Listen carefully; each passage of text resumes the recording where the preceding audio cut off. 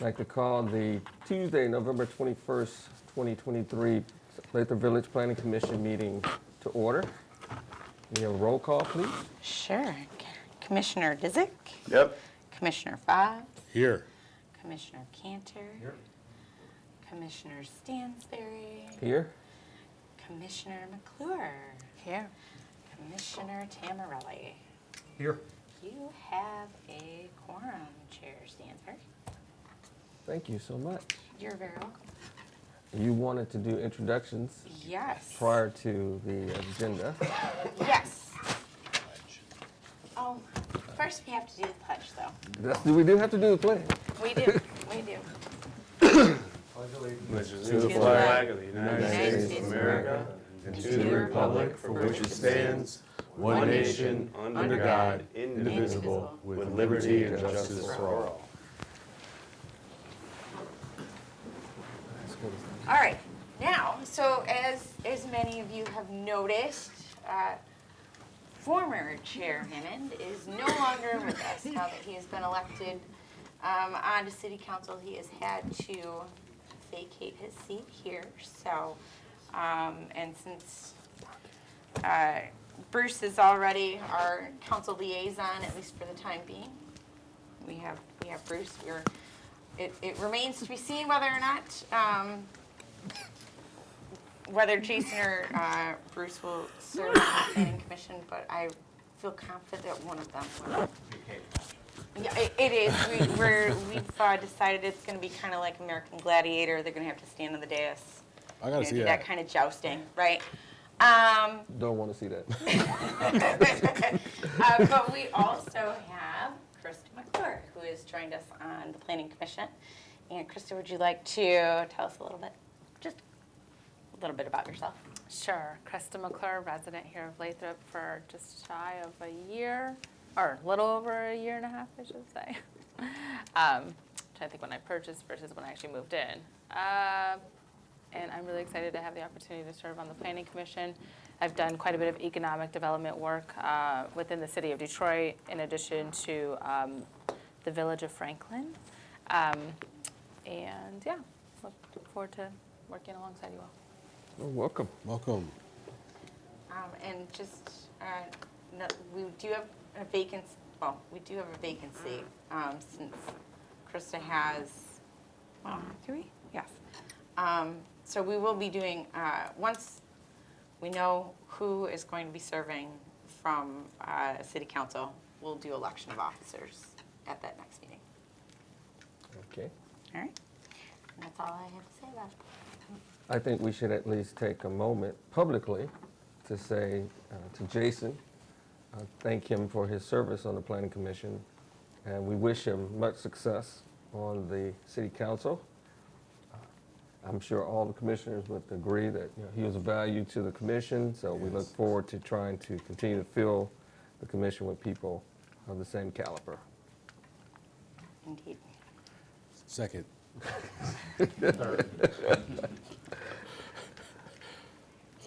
Now we have the agenda. Does everyone have a copy of the agenda, either in paper or electronic format? Because of you, yes, I'm very happy. I need a copy. Do you need one? Yes, See? please. I'll make a motion to approve the agenda. Second. It's been a motion and second to approve the agenda. All those in favor? Aye. Any opposed? Motion carries. Oh, you don't have it. Do you, wait. Does everyone have a I copy had glanced. of the minutes from the previous meeting? I'm sorry, here. I did see it online. I did. Here you go. I can share. Wonderful. Thank you. Is there a motion to approve the minutes of the previous meeting with any necessary corrections? Commissioner Stansberry, I have a note on my Yes. personal minutes. We talked about a fence. And for my complete recollection, I can't remember what it was about, but it isn't reflected in the minutes. Do any of the members remember talking about a fence? Yeah, I think that was at the end of the meeting. I did just ask for a update on, actually, it's the fence issue that's number 3 on here. I asked for an update for that, and we talked about that for 2 minutes. 2 seconds, I think.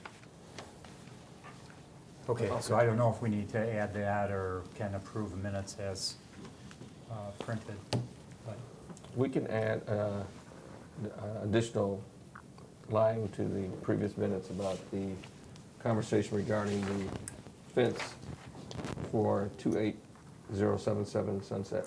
okay. Yeah, and then also 4A, a correction to the correction. The third sentence should get rid of "for every laundry machine." It's redundant and confusing with the next 4 words.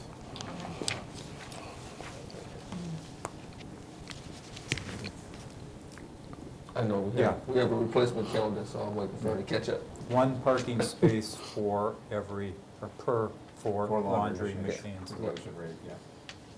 All right. All right.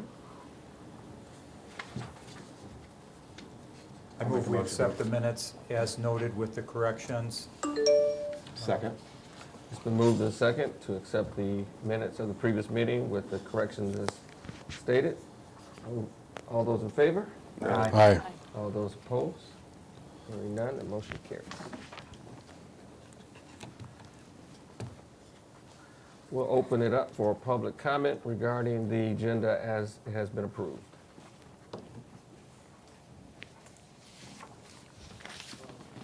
Just good audio or okay, that's just a question about the one parking per. Oh, that's on the site plan part, right? No, I meant for what you guys were discussing, like is it one parking per laundry machine or per, when you say laundry, Oh, that's washer and dryer? Just to clarify, Yeah, just 4 machines, one. one parking per every 4 machines. 4 machines. Okay. Yes. So 2 dryers, 2 washers. Yes. Whatever mix the. Or all dryers. It was just, one parking per 4 machines. We didn't specify what Okay. types of machines. Yeah. But we talked about it a lot. We did. Well, I'm sure we'll talk about it some more. Good. Okay. We'll close the public comment for the agenda as it has been presented. Do we have any old business or table items to discuss? Not at this time. Not at this time, so we'll move on to new business. Take it away, Eric. All right, good evening. And hit your little, hit the button. Oh, it'll be for the other presentation. Oh. Yep. Good evening, Commissioners. Member of the new Commissioner McClure. My name is Eric Peach with Giffords Webster, the city's planning consultant. Our first item that we'll be looking at this evening is a redevelopment proposal at 27300 Southfield Road. The applicant is proposing a full renovation of the existing building, both interior and exterior. A few months ago, over the summer, we had received this application. This is the site that had initially proposed as one of the components or tenant spaces, a laundromat. And so that was the basis of some conversation since this was submitted. But now it's before us as just a site plan review, site plan consideration, again, for the existing building's renovation. Eric, can I interrupt for a second? Yeah. Can you pull up your review so you can, so the planning commissioners and those at home can Just on the see screen? the, yes, please. Yeah, okay, let me see. Thank you. Yeah.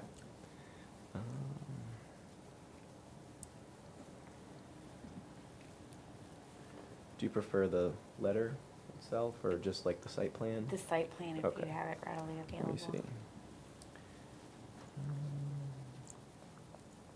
we go.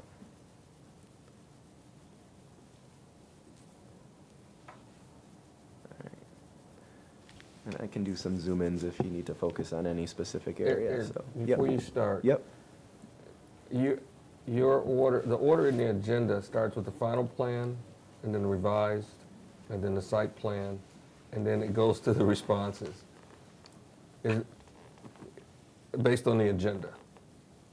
Is there a way we can address the responses to the original plan so that we'll know what we're looking at when we get to the final site plan? Which was been the memo.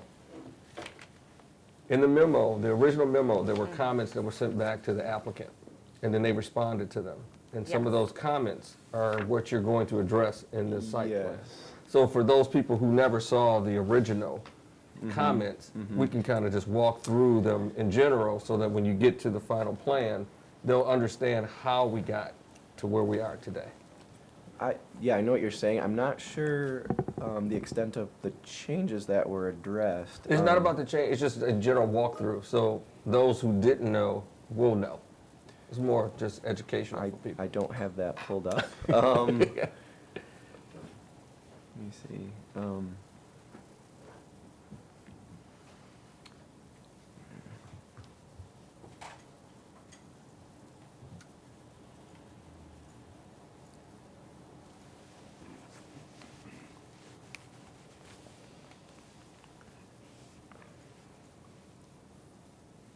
Yeah, I don't have the first review letter. Okay, that's okay.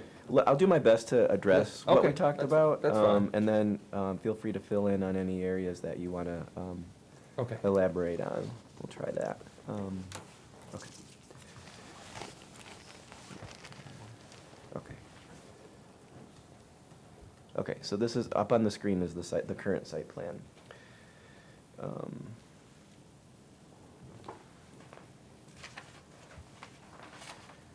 Okay, so the existing site is just south of here, between California Drive and Cambridge Boulevard.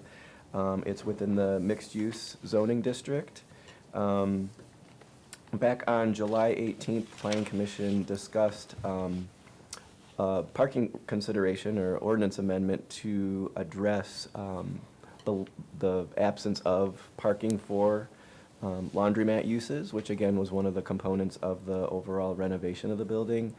And then a public hearing was set for the August 15th Planning Commission meeting, which was then forwarded on to council for certain standards that were being considered for laundromat uses within the ordinance. However, those proposed amendments were not supported or were not considered by the City Commission on September 18th. And so what's before us today then is the applicant moving forward with the project without the component of laundromat as one of the tenants within the building. So as it exists today, the site consists of 7 tenant spaces. The proposal is to reconfigure those into 8 lease spaces, one of which will now be reserved as a restaurant space.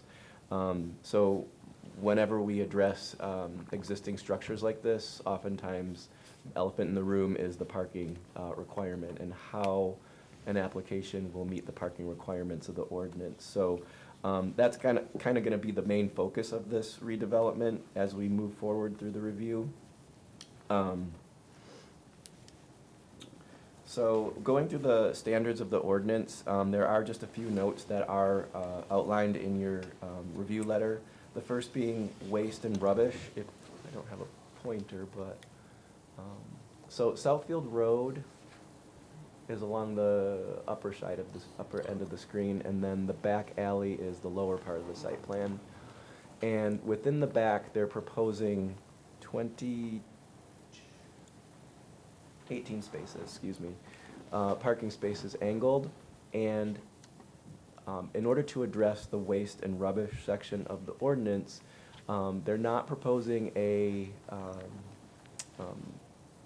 dumpster for waste removal. They're proposing individual trash cans along the back side of the property. So it's just one of the components of the site plan to confirm that they're not doing dumpster enclosure. The building materials are another standard, section 5.4. There is a diagram. Let me see if I have that here. So refacing the facade of the building consists of materials that the Planning Commission has the ability to take into consideration. One in particular being the fiber cement, which I found doing some research is used as a masonry product that's designed to replace traditional wood and vinyl elements, but it has a higher durability and higher sustainability. So that is a material that's quite heavily used on the facade of the building. And then for clarification, I believe there is stucco or ephes material that's utilized as part of the crowns above some of the entryways. So the Planning Commission may wish to have a conversation with the applicant about materials if they're not sufficient, or if a different type of material may be considered.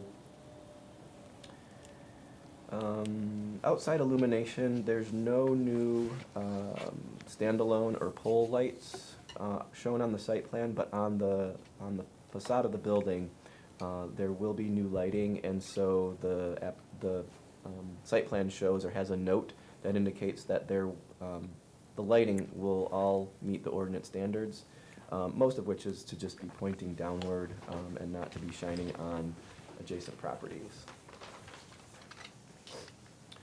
So on to the parking requirements. So because a restaurant is proposed as a component within the layout of the building, that's where there's been a little bit of a challenge to try and achieve the parking requirements for the site. So the site plan shows or indicates that no more than 25% of the total building will be used as restaurant, which would be approximately 2,882 square feet. And then the remaining 75%, as of now, is proposed to be used as retail, or it's identified as retail.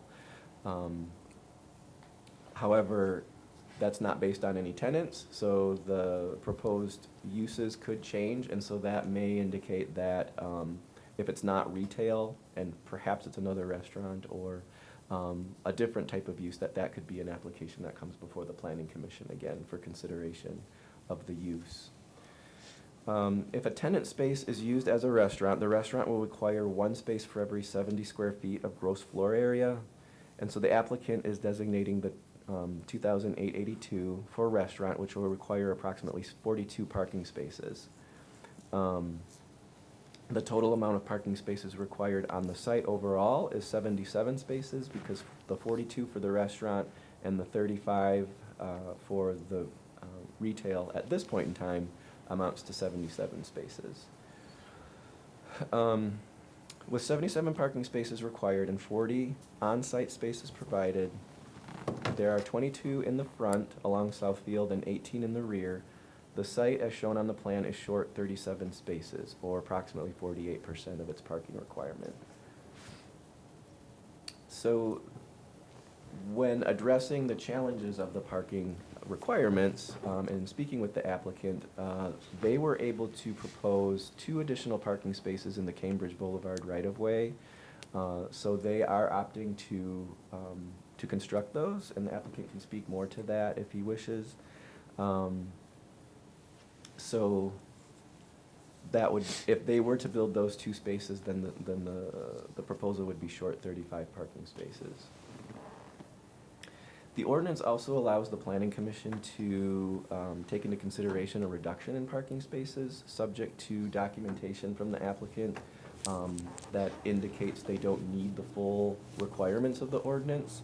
We haven't received any information or documentation that supports that. So that's something that if they want to take advantage of that, that could potentially reduce their parking requirement down to 15 spaces, as being insufficient by 15 spaces. So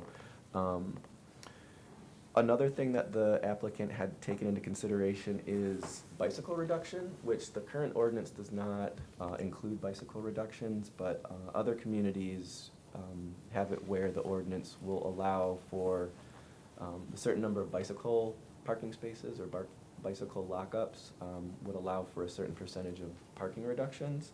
So that might be something that if the applicant was to pursue a parking variance, that they may want to entertain or consider presenting to the commission as something that could help support a parking variance. So another characteristic of the property, as we see with a lot of Southfield Road parcels, is that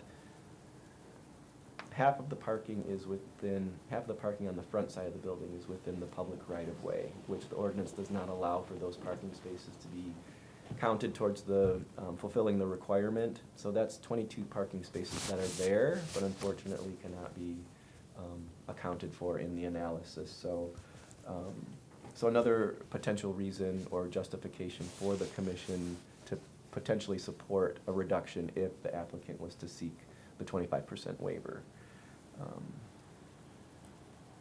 And then a vehicle delivery space is required for the site. That's located here on the lower right-hand side of the image. That takes up 3 parking spaces. The ordinance states that vehicle delivery spaces should be independent, and so that could potentially be a reduction of 3 additional spaces. That would make it more challenging to fulfill the parking requirement. And 3 that are counted in the existing 40 right now. Yes, sir. Yes. With no dumpster. Right. And no dumpster, yeah.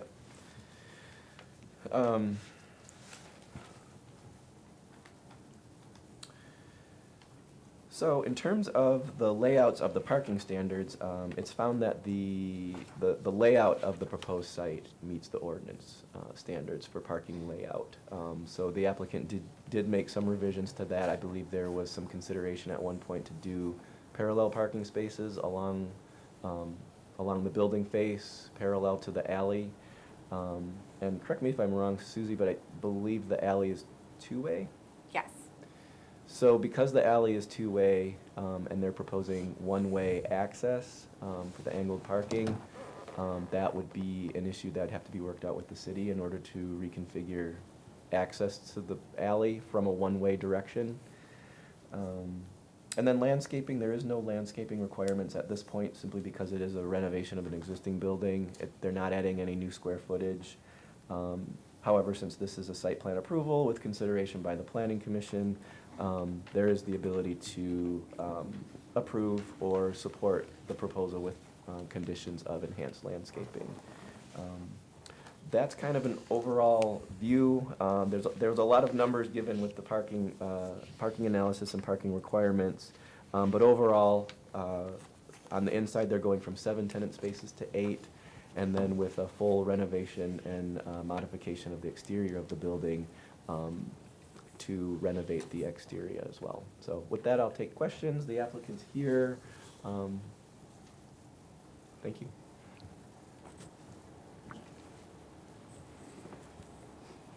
I know you guys have some thoughts. I'm trying to be good right now. My question would be, how would you have a restaurant without a dumpster? There just seems impossible. Well, and so that could be, there is no restaurant proposal right now. It's just a placeholder, so that when a restaurant does come, that'll have to be addressed at that time as a site plan review item. I see. So for now, the renovation is just to address the interior and then Sure. the exterior. So once the use comes along, that will certainly be a challenge, so it's a great question. Scott, can you remind me, it's been probably 3 or 4 years since we talked about the parking mitigation strategy. With the parking mitigation strategy, were we replacing the spaces in the right-of-way that we're currently not able to count, or was it only replacing spaces that were considered valid parking spaces? It was only replacing spaces that would be considered valid that are on the actual property, because that was what would constitute if it would be a taking or not, Right. if there would be remaining parking available. So at no point did the county or the city ever consider those county right-of-way spaces to be in play. Right, I mean, obviously, the frustrating thing is that, I've lived here 35 years, and it's always 5 years out, the Boulevard project. And, and now with the price tag of 140 million, it's probably, it's still at least 5 years out or more, or never. Well, on the repaving of Southfield, I wonder what that will do. they're gonna just dig that up and What do you mean? They're gonna repave. What will they repave take? Southfield from 11 to 12 mile, right? But that's not, So- that doesn't gonna affect the parking. No, No, but why would but they- why would you come in with the Boulevard project 2 years After you- later? Oh, I see what Right. you're saying, yeah, I made that point as well, Yeah. yeah. But so, I guess I'm toying with, the thought, and to some extent, of, do we revisit the ordinance? And this could be a really stupid idea, but do we revisit the ordinance to say maybe we allow some of those spaces as valid spaces? Because, I mean, it's just, I don't think you can consider them spaces because the county is never gonna give them an official lease to utilize their property for parking, so. Even though we're using it Even though we're now. using them now, so there's that problem, so there's a legal component, a liability component to it that's really not feasible.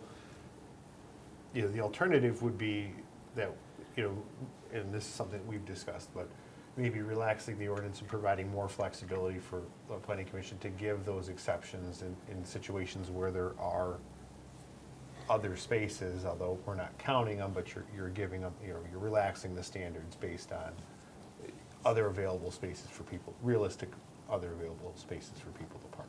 Right. Yeah, and I know we, in the past, have changed the ordinance to allow the first house in to be sold. I mean, that's not really realistic. Yeah, I mean, this does have an adjacent vacant parcel that Right. would fit that. I'm not sure if that's owned by the adjoining residential parcel or not. Yeah. It is. It is. I mean, and that's something that we've talked to the engineer on the applicant about this extensively, right? I mean, are aware that it's an option that may be available should that resident ever choose to So, part with their, that Wanna piece change of something? property, but. Go ahead. I do have a question. If there weren't to be a restaurant at this site, how much parking spaces would be required? At 42. So 42. And this is already counting, this is 22 here, and then this is an additional 20? Yeah, they said if there's a restaurant, it's right here in the calculation. Right, okay. It would be 42 spaces, and then the other non-restaurant spaces would be Is the 35. That's how they came to the 77. So if there wasn't a restaurant, there would be sufficient parking spaces available at this present time, correct? With the Yeah. front and the rear? If there was not a restaurant. Because also, like, I'm looking at, in the site plan, right, there's the presumption of a restaurant and therefore needing more parking spaces. There's the question Yeah. around, like, the dumpster. And what I'm seeing right now is waste reciprocals that are on the rear, Yeah. on like the east side of the property. I think you've got 11,500 square feet in the building divided by 200 square foot per parking space on a retail basis, leaves you needing 55, 57 spaces, which You're still short. I don't, they're still short. Yeah, instead of requiring Restaurant needing the more. 35, you would need 15 for that eighth Yeah. tenant space if it was just office, approximately, 48, 14. It's short. Yeah. What's the? Just It's just- one clarification. Come on up to the mic, please, Gaston. Have a seat next to Eric. Gassan Kalaf, design engineer. Just clarification on the 11,500. For the retail is like, for the retail, the use of the number of the parking is multiplied by 80%, which is the usable floor area. Is the 80% your number, or is that our standard? That's our ordinance. That's what I said, Okay. even with that, Okay. 80%, so reduction for the remaining 2,800 square foot of restaurant space. I mean, that still leaves them requiring an additional 10 to 12 spaces for that area. Okay. Thank you.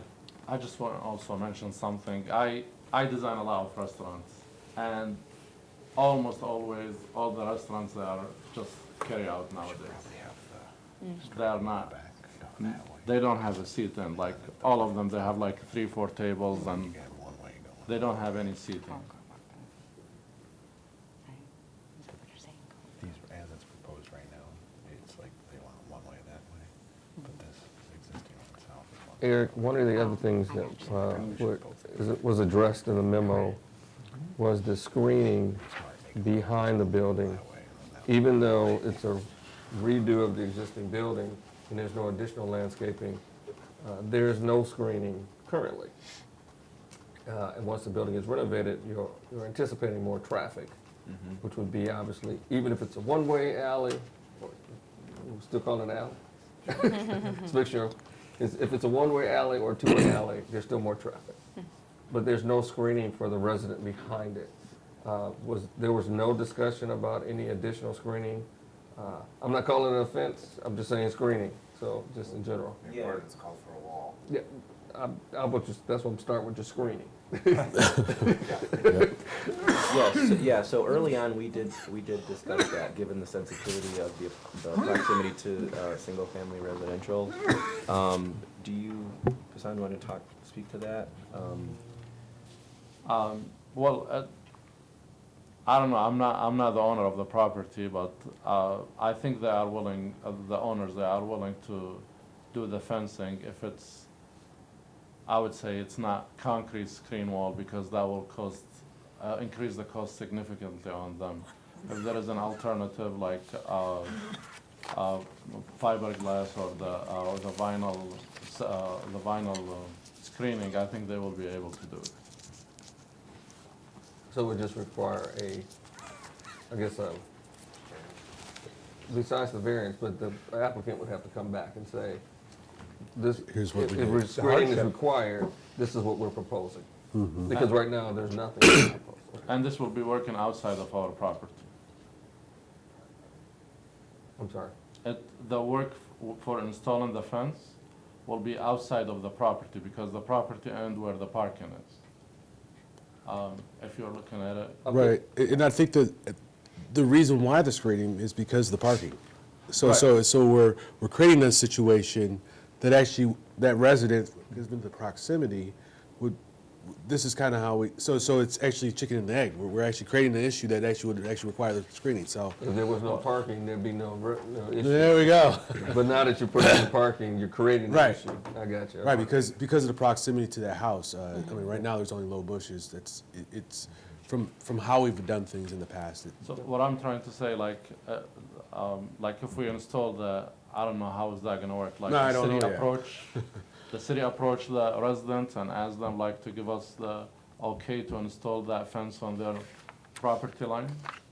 Well, no, it actually goes on the. It goes on the property line, like the public right-of-way, Yeah. right there at the back of the alley and there on the Okay. property line, right? So, It shall be placed adjacent to and along the property line which abuts the R1 district, where the two districts abut each other.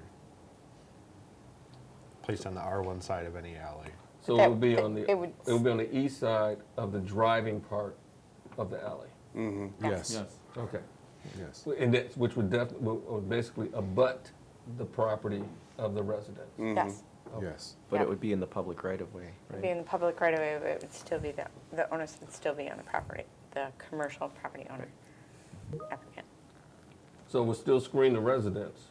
Yes. It would just have to let the residents, because obviously I understand your point. You are still doing some form of construction that is going to interfere with residents' property, regardless of what you put up. Yes. We got to work on both sides of it. And his question was, does the city do that, or we were asking the applicant to meet with each resident?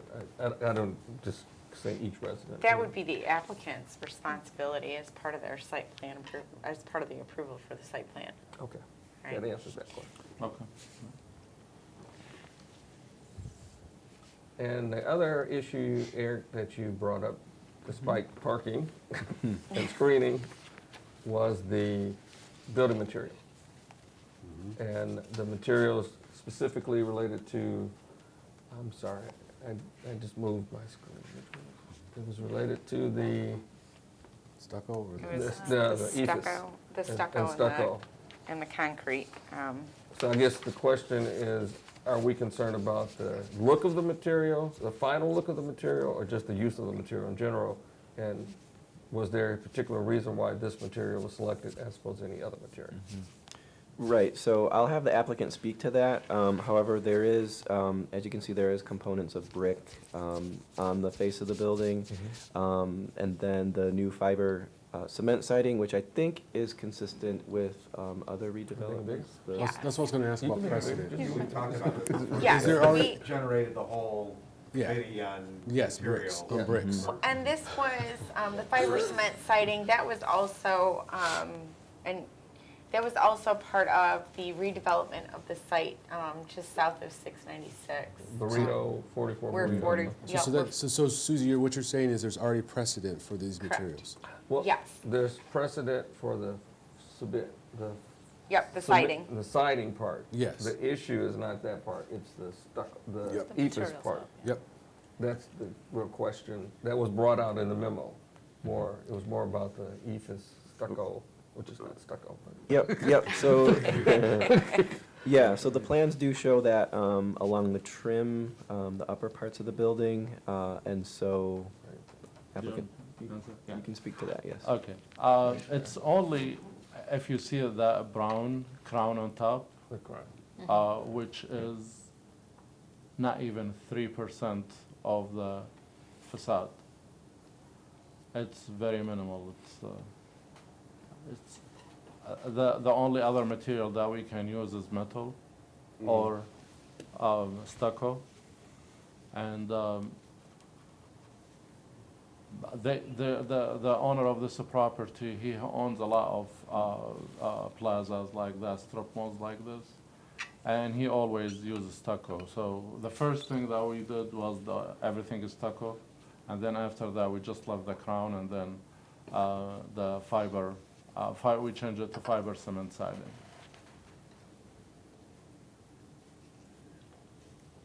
The ephes use of stucco, that would be consistent with, even with the gas station.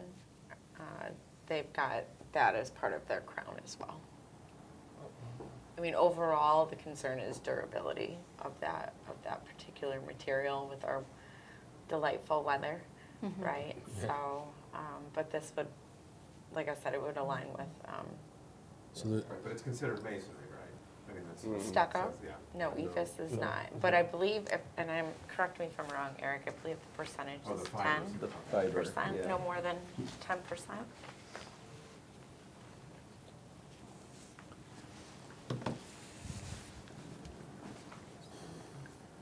Ah, okay, I get it. Yeah. It's just, well, Yeah. it's Yeah, just, so it's the it's stucco just, crown, this is considered that's, masonry. yeah, everything else is considered masonry, it's just that part up there. It is. So the blue and white, they are the fiber cement and just the top strip, let's say, that it's the. The crown. black. The black, yeah. It should be. Well, I brown, mean, but- it looks black.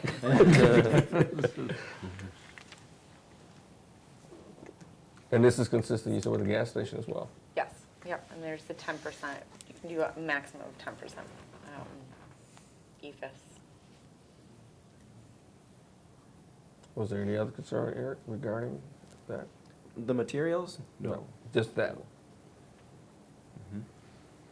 So the ephes falls within the guidelines. Correct. So the biggest issue is obviously outside of the applicant getting with the residents regarding the screening would be the parking. Correct.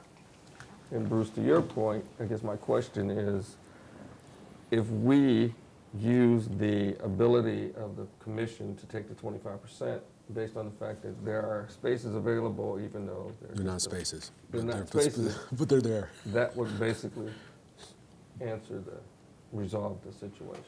Well, I'm- if it's a non-restaurant, right? Yeah, If it's a but- restaurant, right. then We're- We're still They're still short. And in the memo, it said the applicant needed to find spaces. I was like, I'm not sure where they're gonna find them. Right. Is the building right now as is non-conforming in terms of parking then? I mean, if Well, there right, wa- it was off, I mean, it was kind of office, so. It, I mean, is, and what it is, was- what's the office standard for parking? I'm sorry, I I don't don't know. know that. Well, off- and it was an interesting mix. Mix. It was some office and some personal service and like retail for a minute. I'm confident without, like, I haven't done that calculation. I'm sure it was not compliant. Was not compliant. Correct. Yeah. Well, right now, we're talking about a restaurant when the restaurant doesn't exist. So maybe we should sandbox the concept of restaurant, abstract that, because that's going to have to come before us anyway again when that time comes. So if I'm not thinking restaurant, then the 25% does take care of it. But what I'm reading is subject to documentation that such a reduction will not negatively impact adjacent properties, and that would be a restaurant, right? That's what I'm saying. Like, but right now, there's no tenant that's a So they restaurant. would just have to document that. Yeah, so we're talking about restaurants, and nothing that we have right now has restaurant. Right now, they're saying in here, You know what I'm saying? the space was vacant. All the Right. space would be vacant, Right. So right now, we're talking about something that's technically premature. Right. technically. I think the way that it was presented to us, and correct me if I'm wrong, Kasan, is that the property owner wants to market a certain amount of space within the facility for restaurant, and so that's why they're getting in front of it, to Alright. have it addressed now. All right. Because ultimately, you can propose whatever you want for those tenant spaces, and the simple route would be to identify a use that would meet the parking requirement. You know, even if, at first, you know, if it was all office and the amount of square footage says that you need X amount of spaces, but if the planning commission reduced that by 25% or a certain percent that got it to be in line or compliant with the parking requirements, then that would be another route that the applicant could take. So the restaurant is just going off of what was presented to us as being the preference of the applicant. But to be compliant, they would have to say that it will not be a restaurant.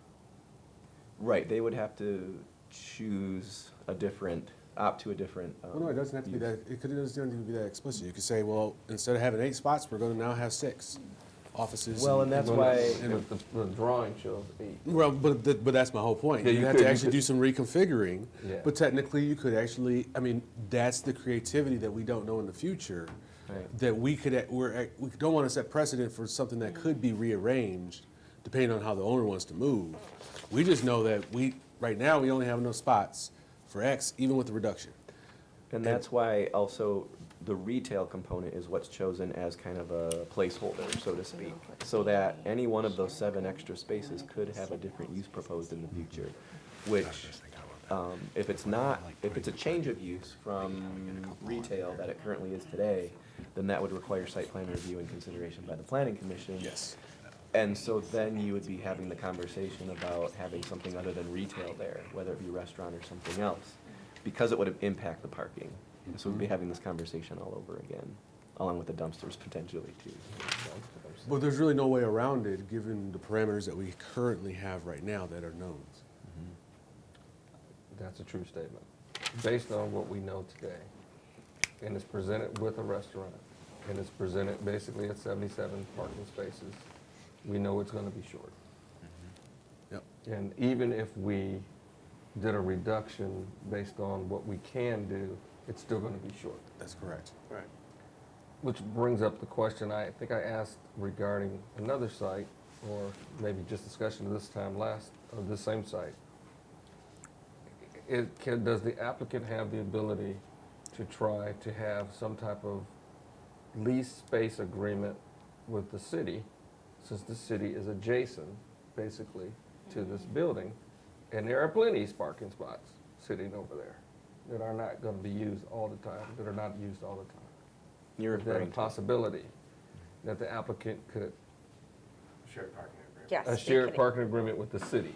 Or with the building on the other side. Yes, they Well, could enter into a Either shared way, I'm just parking using agreement. the city because I know there's usually a lot of open parking spaces with the city, since we're only looking at 15. Well, And Well, except if you were to have a restaurant and then there's an event.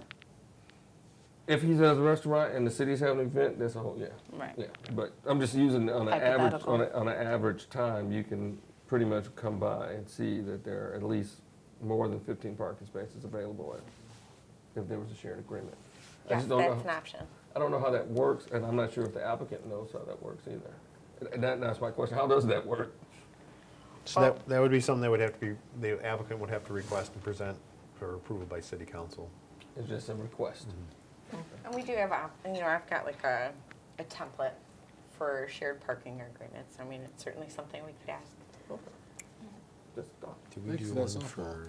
Not for me, but for others. Has the applicant considered reducing the size of the building? I don't know. I just want to mention something that we still have 22 parking spaces that we did not count into the calculation. And even though that, even if we have an agreement with the city to have shared parking, customers will use these 22 parking before they go into park in the city. No, my point was, if the planning commission has the ability to reduce the parking requirement by 25%, because there's available spots that can be used, we're just gonna leave it at that. Yeah. That only leaves a smaller number of spots short. That's what I'm talking about as for the shared agreement, which would make up that difference. Because we can't speak to the 22 because that's out of our domain. Right. To even But we have the ability to say, we're gonna reduce the parking requirement by 25% because there's a possibility that they could use spaces available in the site without calling out what it is. Also, I want to mention, like, since that we're not getting any credit for installing the bike racks, on Cambridge, we can add another parking spot. And also, we can remove it from California side, and then on that California side, we can put 5 parking spots on that side. The California parking, though, while we've already discussed that the Southfield Road reconstruction project is a ways off, that preferred alternative does envision the California Southfield Road intersection to be slightly reconfigured. So that would inhibit placing side street parking right there along California. And we did, Eric was not unfortunately involved with this parking assessment that Jill and Scott Ringler from Giffords, the three of us and the road commission did go through property by property to see, where can we fit these side street parking lots? So that was one of those areas that the road commission said, no, thank you. So certainly we can in the Cambridge side. Can we add on Cambridge side on the south side? So it will be 3 on this side and 3 on the other side? South of the alley? No, Just on across Cambridge. Oh, Cambridge. across. Yeah, across. That is no, it is not. Discount tires, That one more is block. one more block over. Possibly.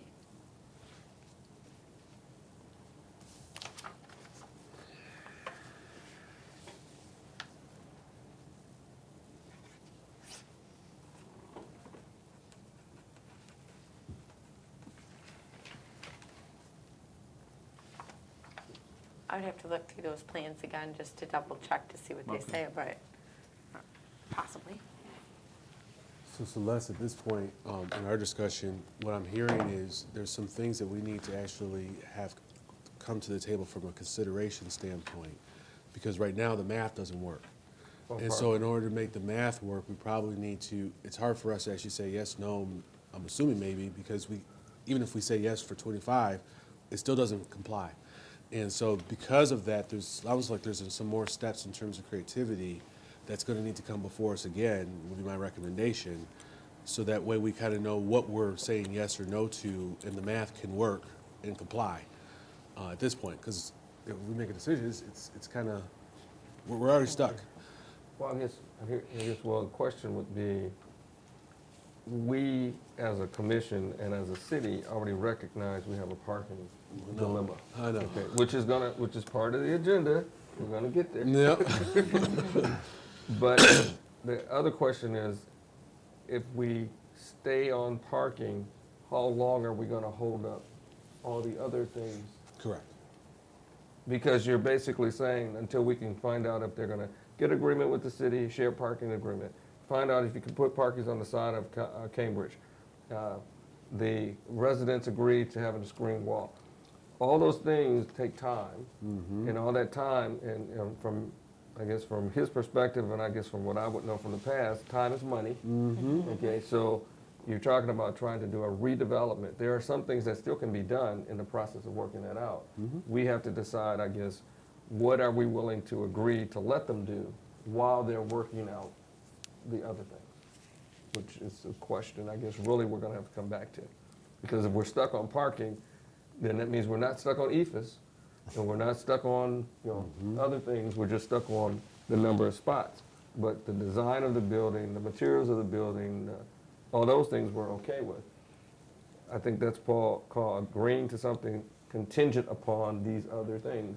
We just list out the other things. That Or list, yeah, I mean, basically, to your point, there's actually several things that are being approved at the same time. We may be able to do that from a more piecemeal standpoint so we can get this thing moving forward. Whether that's just retail and the restaurant we've tried, but that's still in process, or whatever, however that works. To your point, the facade, the rehab portion could still move forward, but some of the configuration still is to be TBD from a parking standpoint. Because parking is going to be an issue. Well, yeah, well, It will be an issue regardless. It's an issue today. It's just not before me. But it's going to be an issue regardless of what the redevelopment looks like. It's still going to be an issue that's going to have to be addressed. So I guess the question we're still going to have to answer is, are we willing to agree to anything contingent on some things being done?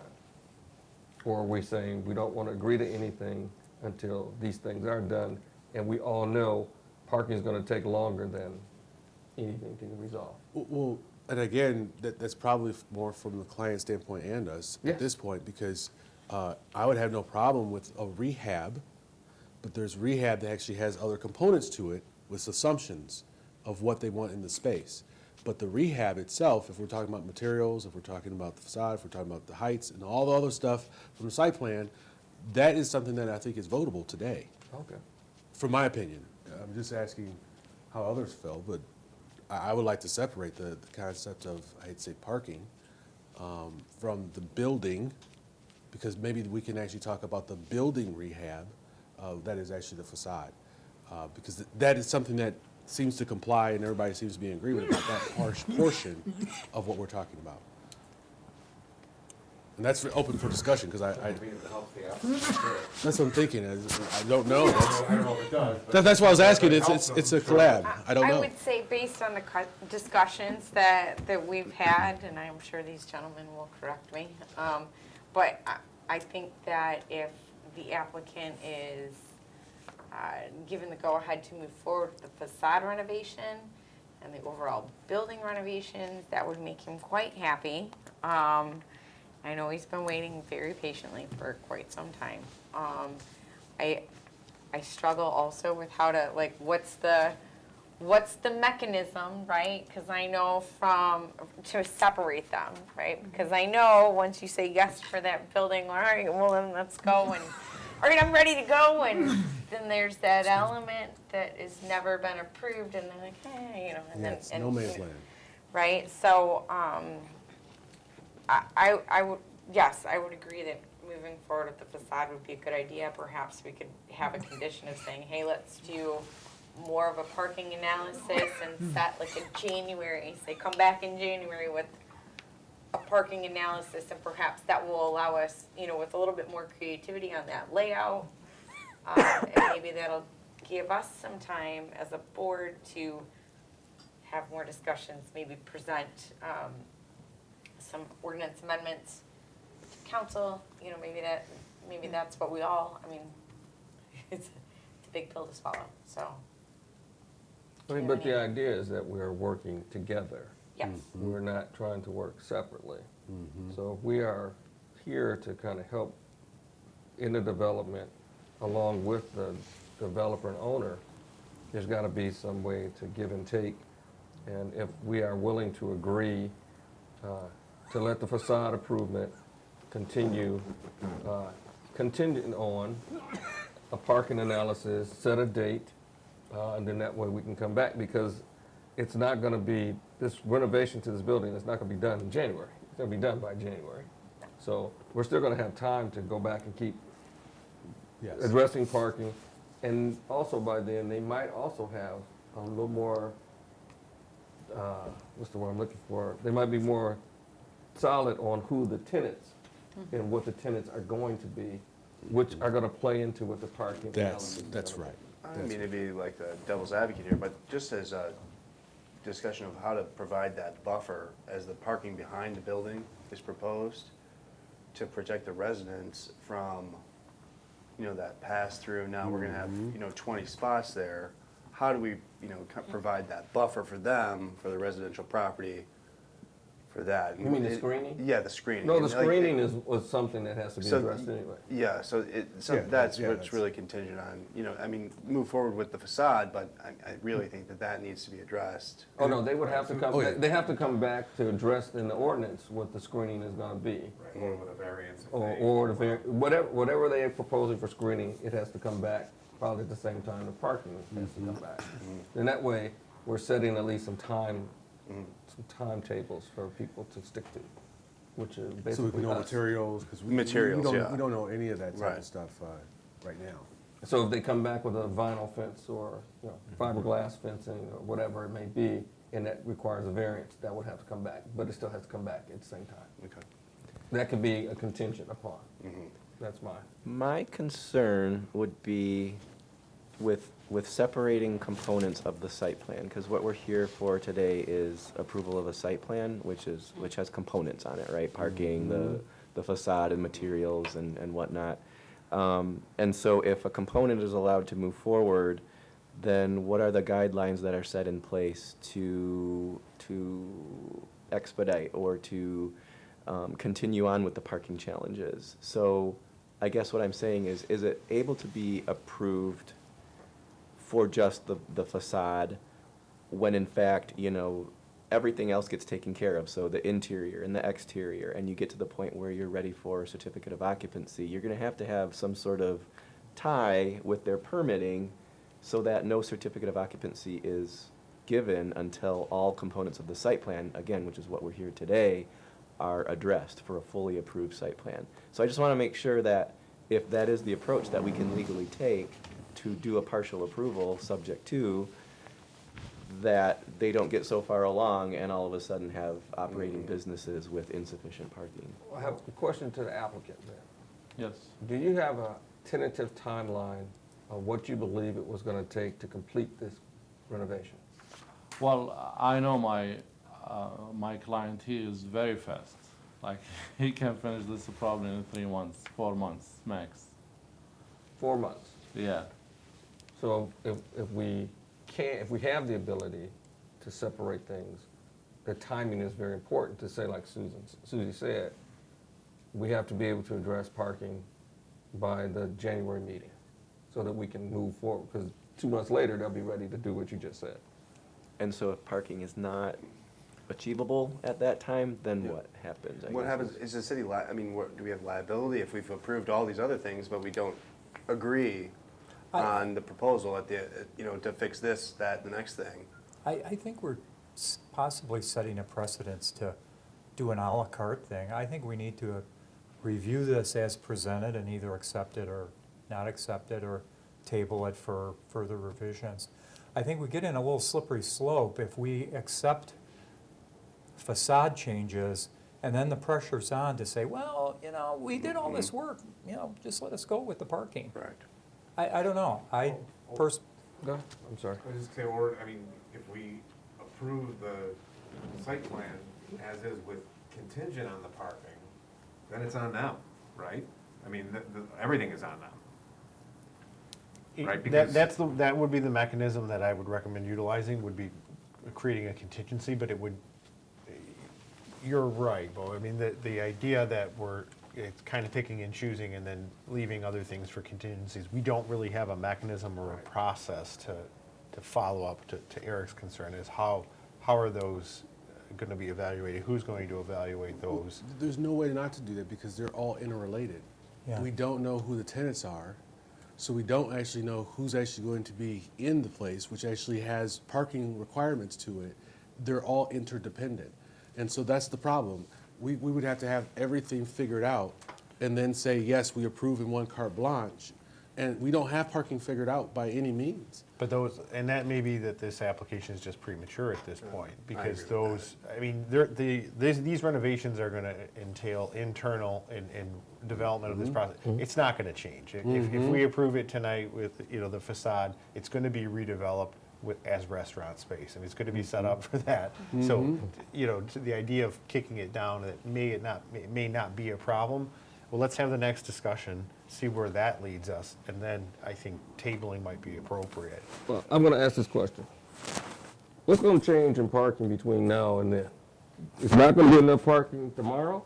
It's not going to be enough parking in January. And it's not going to be enough parking in 4 months from now. There's gonna be a more thorough evaluation. But if the applicant says they want a restaurant, even if they said it was going to be all retail, it's not going to be enough parking. And we know that. So are we basically saying, and I guess from my perspective, I usually try to sit over there. So are we saying to them, until we can figure out how we're going to deal with the non-conforming parking ability, it doesn't matter what they present to us, because it'll always be short. It's always got to be packaged as one big It's site. always going to be one There's big package. It's going to be short. As the ordinance is presently written, it's going to be short. There is, like I suggested earlier, there's a possibility that you may consider amending that ordinance to either relax those parking standards or provide more flexibility and more discretion for this body to deviate from those standards. So as of right now, you're only allowed to give a 25% reduction. This body may think that a 45% reduction or 50% reduction would be appropriate where there's other conditions, such as parking available in a Southfield right-of-way that you could consider. So those are things that, you know, it may not be a problem. He may have sufficient parking if the ordinance changes, and that's something that I think this body, it's appropriate for this body to consider and to review, because this is a problem that we've seen it before, we're seeing it tonight, and I can guarantee we'll see it again in the future. So we tell our potential business owners and developers to just wait for us to come with the solution then. Well, I think, I mean, at the end of the day. no, I mean, at the end of the day, I think that in their best interest for the development that they're proposing, Wait. that waiting, you know, may be, because otherwise they're not going to, you know, we're not going to be able to approve an à la carte piecemeal, or if if this body is approving, it's going to be for 7 spaces and not for 8. And those facade improvements, those redevelopments internally are going to be different than what they desire. And I'm guessing his clients picked 8 because of, you know, some profitability study that he needs to be able to rent out 8 spaces to make it work and justify everything. So, you know. It's interesting that, you know, going towards that, you know, you said throwing out 45% as an example. At the MML conference 3 weeks ago, there were a couple of industry experts who were talking about, you know, trying to get the trend to go to eliminating parking requirements. Exactly. The quote they said was, "Parking requirements kill development." Yeah, and let that's the market been- figure it out. So That's been a discussion that let the market dictate, remove all parking standards. Yeah. And it solves a lot of problems. But then, you know, the flip side of that is, well, what does that look like for your residents? Does that mean overflow parking is going on side streets? Is it increased problems for the police department, enforcement? You know, but those are all things that I think this body is completely capable of considering and coming up with a solution that works for our community. when you do something like that, then they use those extra spaces, and if those spaces ever go away, then it becomes their problem to figure out how they solve, you know, let the market figure it out. I mean, it's definitely something worth considering.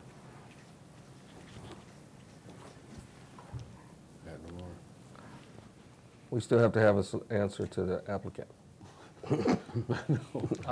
Just before, I like, is it possible that we can see the city ordinance on the screen?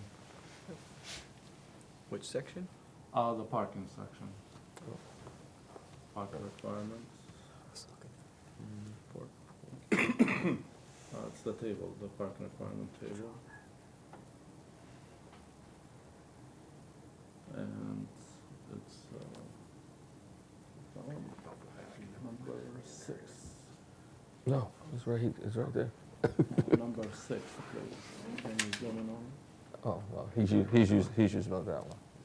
511. Could you guys please read number 6? Or number 4, I'm sorry, number 4. 5. For personal for service and restaurants? retail use? Yes. 4.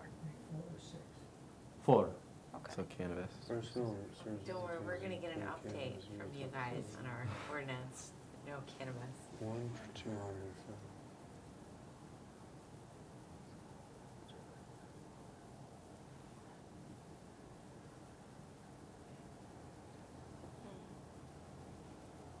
Okay. You got your glasses on? Still can't read it with You my can't glasses on. On this side, I went to this monitor, this is bigger, but there's so much glare on it, I can't read, I can't see any of I'm it. going, no, I know he's got his glasses on. He's looking right at me. Oh, that one, there we go, I can. Here, 1 I can per read it, yeah. 200 There we square go. feet usable area except where restaurant space is comprised 25% or more of the gross leasable area, in which case the restaurant parking requirement must be computed separately and added to the general retail parking requirement, or alternatively, a shared parking study establishes the total requirement. So that's the reason that we went with the 25% or less, is to stick under the retail part.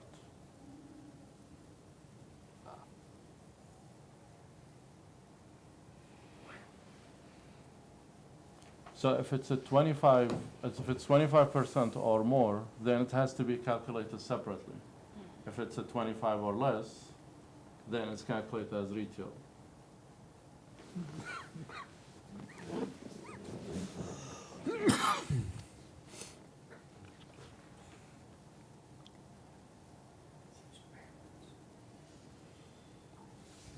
No more than 25%. That's a good one. It's right there. No more than 25%.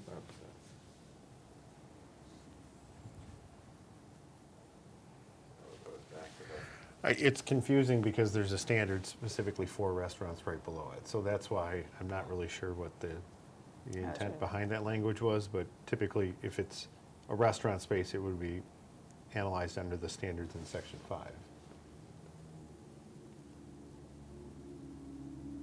I just have a clarifying question. What is the property that's actually south of Cambridge and Southfield? Like, it seems like to resolve this in a temporary fix would be to just create a shared parking agreement with that property owner. I'm not quite sure I see heavy traffic in that parking lot. So it's either the shared agreement with this owner or potentially with the city. And I think that, seems to me that could probably happen by a January meeting. It could, I mean, I can tell you, because I live across the street, that there is, especially for some reason at night, there's a Yeah. lot of parking at that point. Depends on time of day. Yeah. Well, but then it depends on the could be, tenants, right. because if the tenants, if you're saying that there's 8 properties and potentially one or a percentage of this building would be a restaurant, and it sounds like it'd be, stop in, pick up, take out and go. I think that, I don't know, I would assume that maybe it would complement. It seems like the other retail space within this property that we're speaking to or leading to would be folks who might be visiting, shopping, spend a little bit of time. The one in the evening, if that's when they're most busy, it would be the reversal. Correct. Your busiest time will be the restaurant usage space. I don't know, that's what I think I would be suggesting. That seems like That's the easiest. simplest Right, temporary I agree. fix.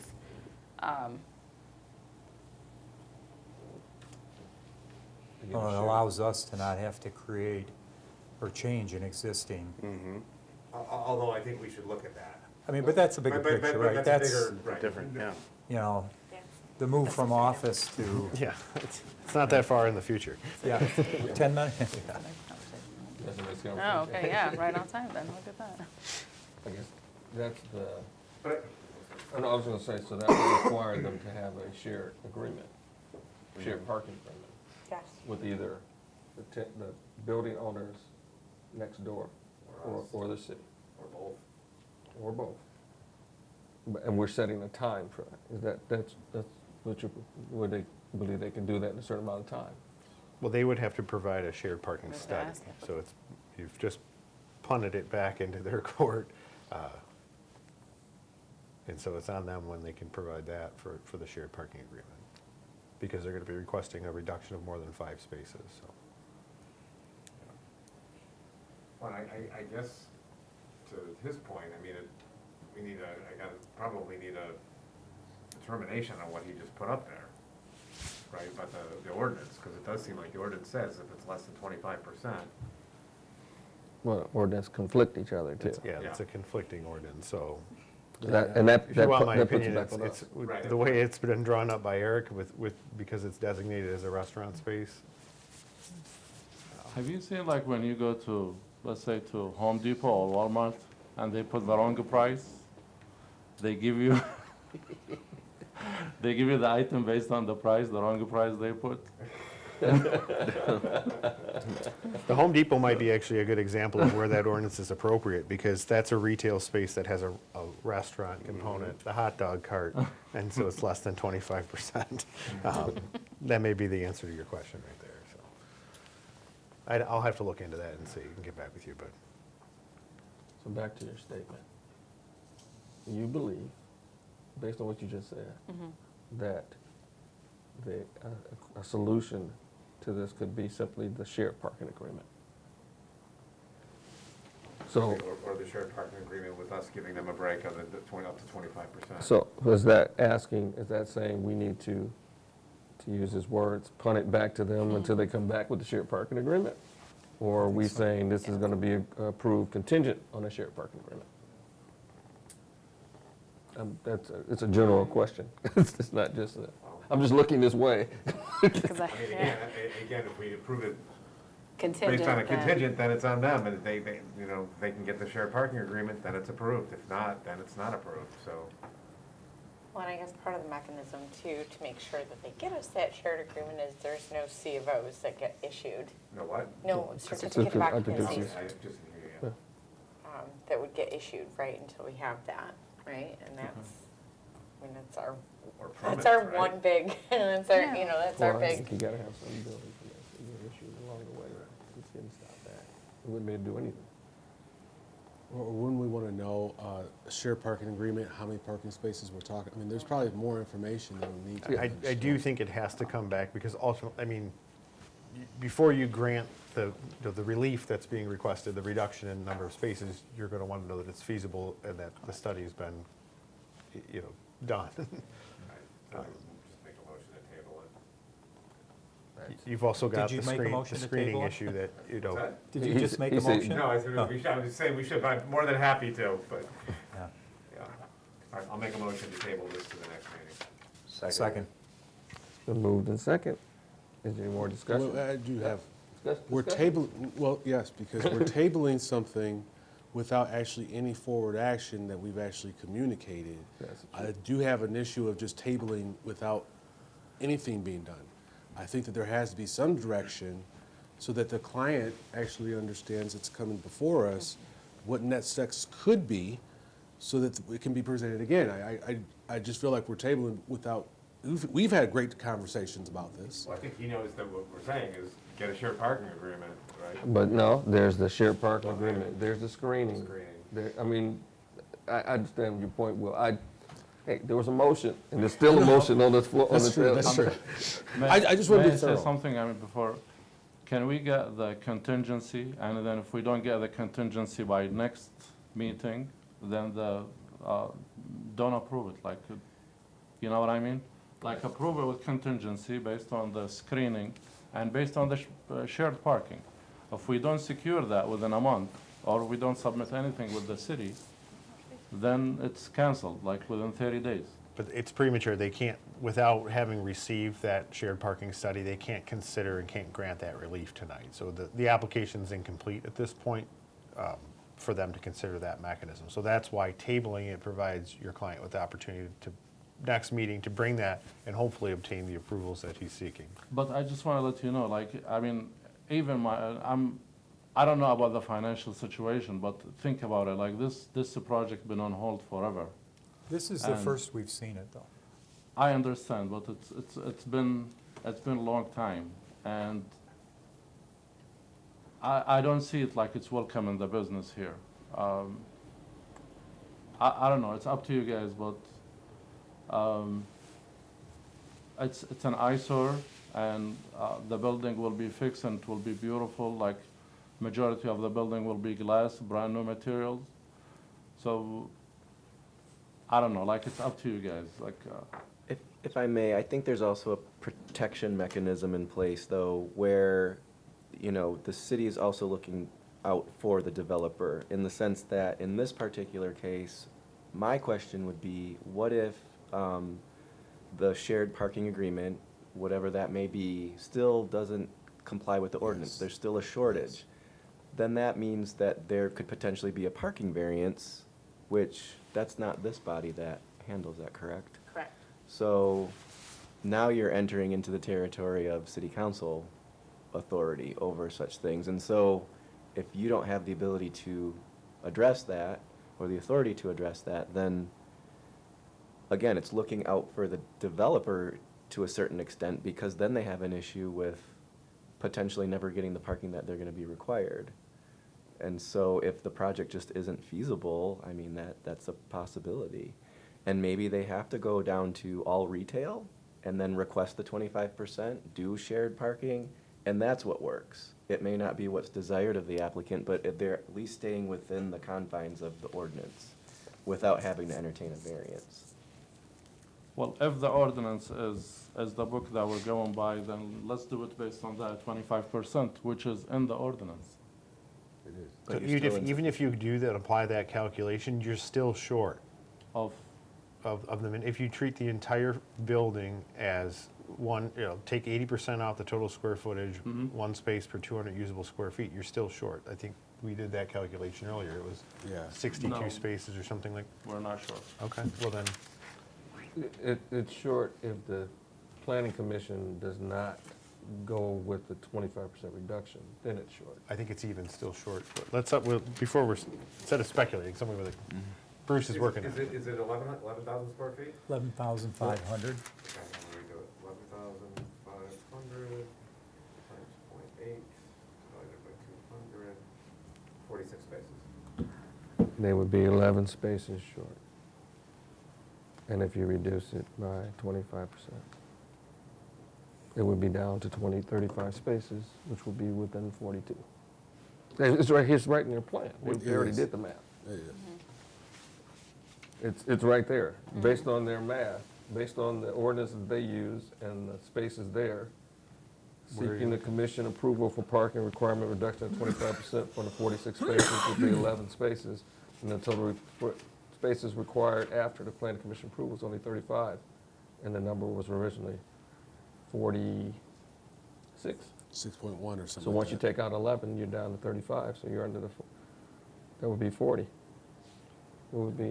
It's, the math makes sense. It's not the math, it's the intent.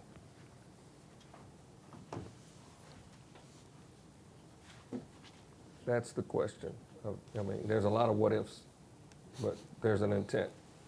And based on their math, they're right. We still would have to approve, the commission would still have to approve the 25% reduction in order for them to fall within it.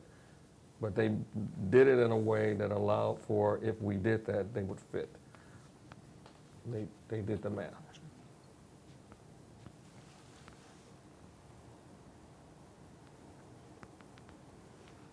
So it's hard to say, and I understand his point. It is very difficult to say, and this is not the first time we've seen this, because we obviously looked at it and sent it back last time. But it would be very difficult to say to somebody, yes, you bought this building, you've had it there, you've sent a plan, we sent it back, we had questions, you came back, we're going to table it, knowing that we are trying to welcome business and we're asking them to keep financing this building just until we can make up our mind. Or we can change the ordinance, or we can get together, or we can do something. I agree, it doesn't come across like we're trying to be helpful as a city, and that's not what we're here for. So my question is still the same. It's the intent. What is our intent to a business owner who has come to us that wants to do a development, and we all know that we have a parking issue. They've done the math. If we're willing to do the 25% reduction, or if we want to do what we've done before, which is use contingencies, contingent upon. That's what we're here for. Don't look at it, it's a commission. I'm just summarizing what just took place. Yeah. But we still have a motion on the table to table it. And it has been second, and we are still in the discussion stage. Sorry. So the question is, are we or are we not ready to vote on the, or unless you're pulling your motion from the table? I mean, I can pull my motion. I can't, it's up to you. Yeah, I'll move to pull my motion, we can continue the discussion. Has to be second. Second. Thank you. So now we're back to what is the intent? What is it that we want to communicate, as you said, Will, to the property owner?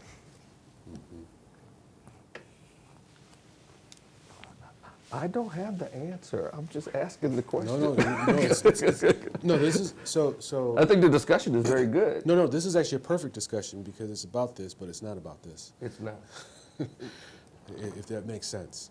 Because this is something that we have to actually start to address. Otherwise, as Les knows, we're going to have lots of these different issues, and we're going to still be in the same swamp and quagmire as we've been before. So we have to actually start to figure out how are we addressing this issue. And the hard part for me is any type of contingency has downstream effects with a lot more unknowns. So even a contingency for shared, we don't know the size of the shared, we don't know the relationship with the shared, we don't know how many parking spots that actually includes, we don't know if the residents actually hate the shared, we don't know anything about shared. But the hard part is we also have, to your point, the math that is done. And so that's what's hard for me is even to say yes or no, that it's very weighty because there's a lot of things to actually consider. And yes, we could kick it down the road and actually try to figure stuff out on our own, but we haven't figured it out. And I've been here for a little bit, not a whole long bit, No, we haven't figured it out. but we haven't figured it out. This is an issue that's bigger than this development that we tend to address in the agenda when we get to parking. But we still have an applicant sitting in front of us that we have to have some type of direction or intent.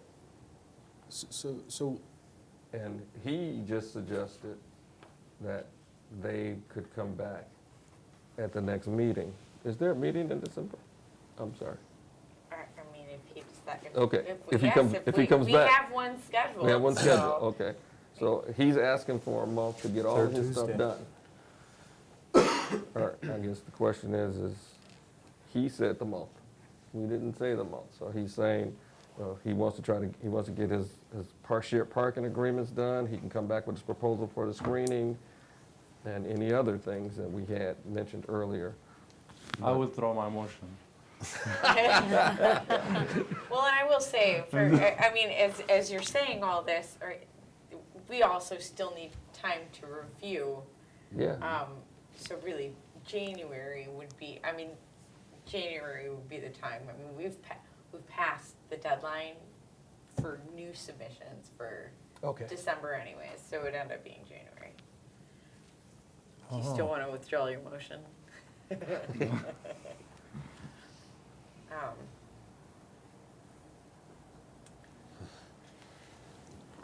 So now are we still back to, pushing it out to January till he comes back? If he comes back and we have the same issue, we're gonna push it out till March, and we'll keep pushing it. That's a commission question. We have to say something to the applicant. okay, so what if we do this in this one? What if we actually present motions to actually split it? We either pass or don't pass it. Fine. We actually look at it another way. Because at some point we have to have some type of resolution. And right now we're all just looking at each other and we got to figure this out. So one way or another, we're either splitting it, we're tabling it, we're not going to table it. We're going to actually say, well, this actually fits this much of it with contingencies. But there's only so many options that are available to us. And independent of how we go, we're probably going to be setting some type of precedent. What do we want to do? And so I don't want to put the motion on the table, but we've got to actually start to vote and basically, in my opinion, because I think we've discussed it. Maybe we haven't. Maybe there's more opinions, but we have to actually determine what's the next step. And there's only so many next steps that have been solutions that we have on the table. One was splitting, I think I suggested that, but splitting it. The other one was actually looking at some type of contingency. and the other one was tabling. And so, right, and then we But that's actually, still contingent on us approving. it. Right, but we would then have to approve the 25%. But that's a contingency. We don't have to. We have reviewed it, and we have to have something that supports our reason for Right, they doing have it. to have the supporting. Yes. so, I'm sorry. no, I'm just thinking, we've got to actually determine what we're doing, I'm not quite sure. I think you summarized it pretty good. I think, There's only a handful of. there's only like three solutions I see. There's a combination of contingency, there's actually a table, and then there's actually splitting it into two pieces, so that, which, to Scott, to your point, opens up all other cans of worms. Yeah, I'm not a fan of the splitting into pieces. I would say if this commission's inclined to approve it tonight with contingencies, that those contingencies be spelled out, and perhaps, as the applicant suggested, provide a deadline for those contingencies to be met, or the approval is void. I do think, as you stated, there's missing pieces to the application that this body need to effectively be able to make that decision tonight for those contingencies. I know they're saying they can provide them, but that's like a contingency to consider a contingency. So I make a motion that we actually approve with contingencies to be spelled out by the commission, and I won't remember them all, so we're gonna have to actually do this as a committee, because there's no way that I know the list of all the different contingencies that we're going to include, so I gotta get my pen out. And this is probably more discussion, because we're gonna need to really make sure that we spell them out properly, so we don't actually make things worse. And so I think, for my list, one of the contingencies is the fence. Screening. Or screening, excuse me, so wrong word, but you understand the intent. And that would actually be looking at materials, blah, blah, blah, to actually go with that. Number two would actually be to understand shared parking, both between the resident that is actually contiguous to the property as well as with the city. We need to actually understand that to even move forward, because we got to figure out parking. And then, are there any other contingencies that the commission has that I have missed? The approval of 25% reduction. That's ours. That's on our end, that's why They I have to didn't put it. provide the support, Well, they'd be right, they have to supply the supporting Yep. documentation. which is, yeah. And the most important contingency is actually a date that we would actually want this to come forth before us, otherwise it is actually null and void. And so we would need to spell out that date, which it sounds like December is already gone, January is probably pretty tight, so if there was a buffer, are we actually putting a buffer in there so that they actually have adequate time to actually talk? Oh, and we also need to make sure that they talk to the residents, which is also obviously included with the fencing, et cetera, et cetera. Screening. That's part of the screening. Right, And then so, Mark's point about the dumpster, don't forget that. oh, yeah, yes. Yeah, is there a way that we could just say these are our guidelines to our applicant and say, could they you don't do please it? address these things because we feel that this application is premature, and come back with and address A, B, C, and D. I'm good. And then we will reconsider this in January as a total package, rather than, I would love it. So So instead, table with all the things that you just well, this is how we listed. start. Well, this is how we started. It was a table, remember? And I was like, but a table with what? You're right. And so now we're actually being able to define the what, which is actually why I was like, table with what, because I didn't want it just to sit out there and do nothing. So I like screening, that.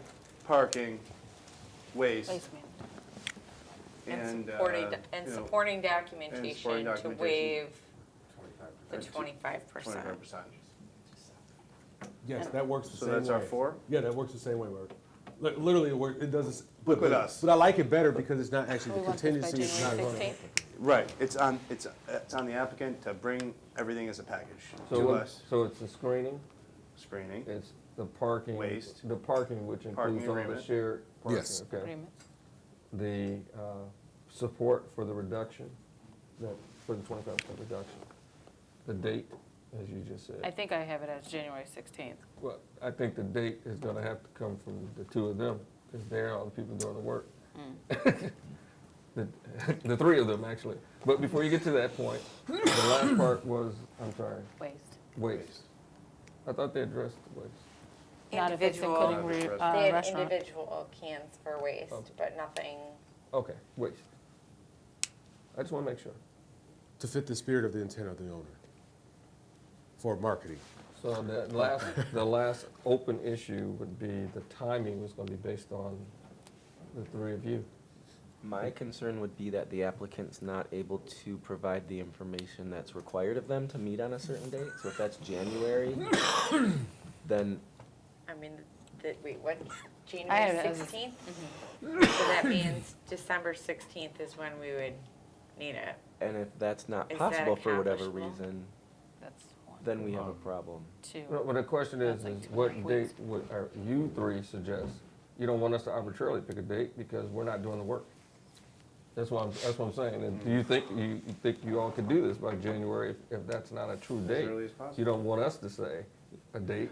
Right. Ain't early as Yeah. possible is never a good date. Nope, Okay, it has needs to be a date. date certain. There's, yeah, date certain's always work. The earliest I feel would be January. But again, my concern would be is if you set that date, that's required of them to come back.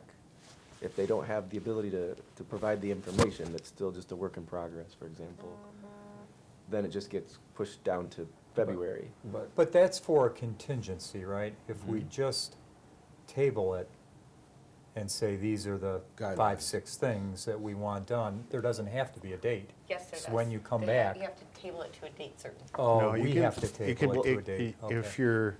If this was a public hearing, it needs to be adjourned to a date certain. But if Okay. you're simply putting something on the table, it can remain on the table until you take it off. Okay. Okay. But Alright. the problem with putting stuff on the table until we take it off is stuff keeps staying on the table. That's my concern. Put a date. If you can't come back in January, just come back in January and say you need a new date.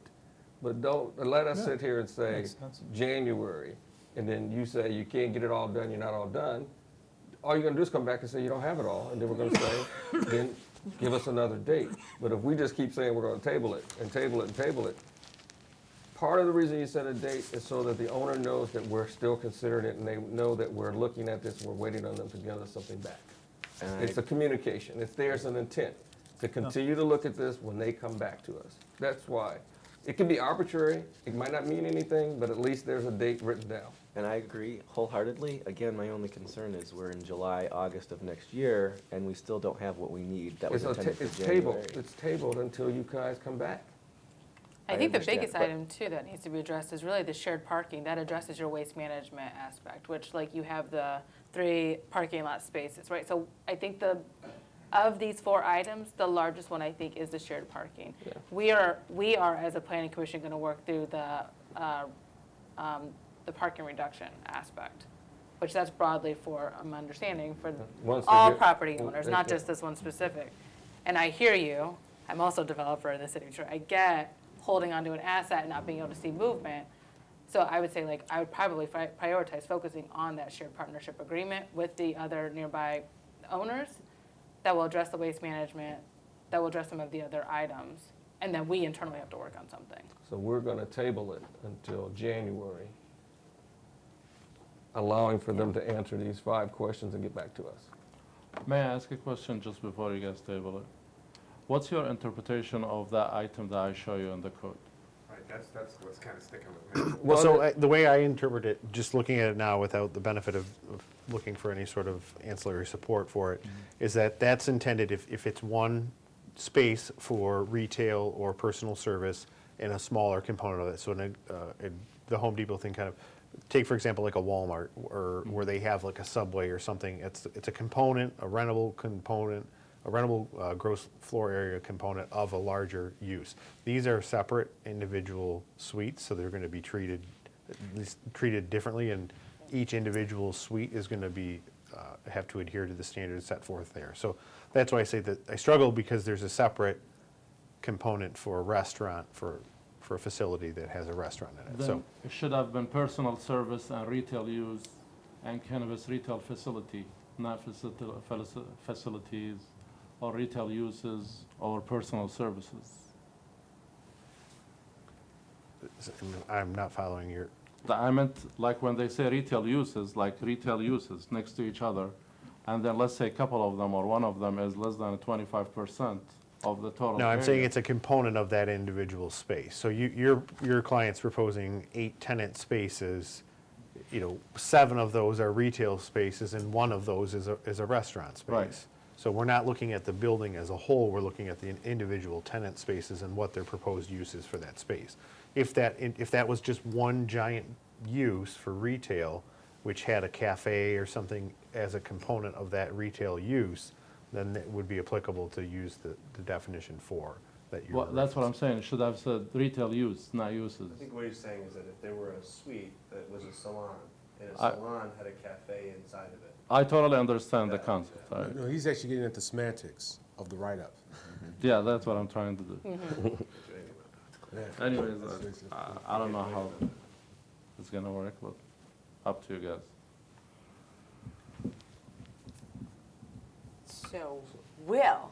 Uh-oh. Will's got a Will? motion that's on the Will made a floor. motion. Is it it's a motion to Is he amending? table? Are you Amending. amending your motion? Because right now. No, I'm actually removing my motion because we actually have a motion to table. Well, there hasn't been a motion he to withdrew table his that's been made. motion. Oh, So okay, you so I could, make you a could, motion to table your with motion guidelines. hasn't been seconded, so you can amend your motion. Yeah, so I will prior to amend my the second. motion that we actually table with guidelines that actually Les is going to read.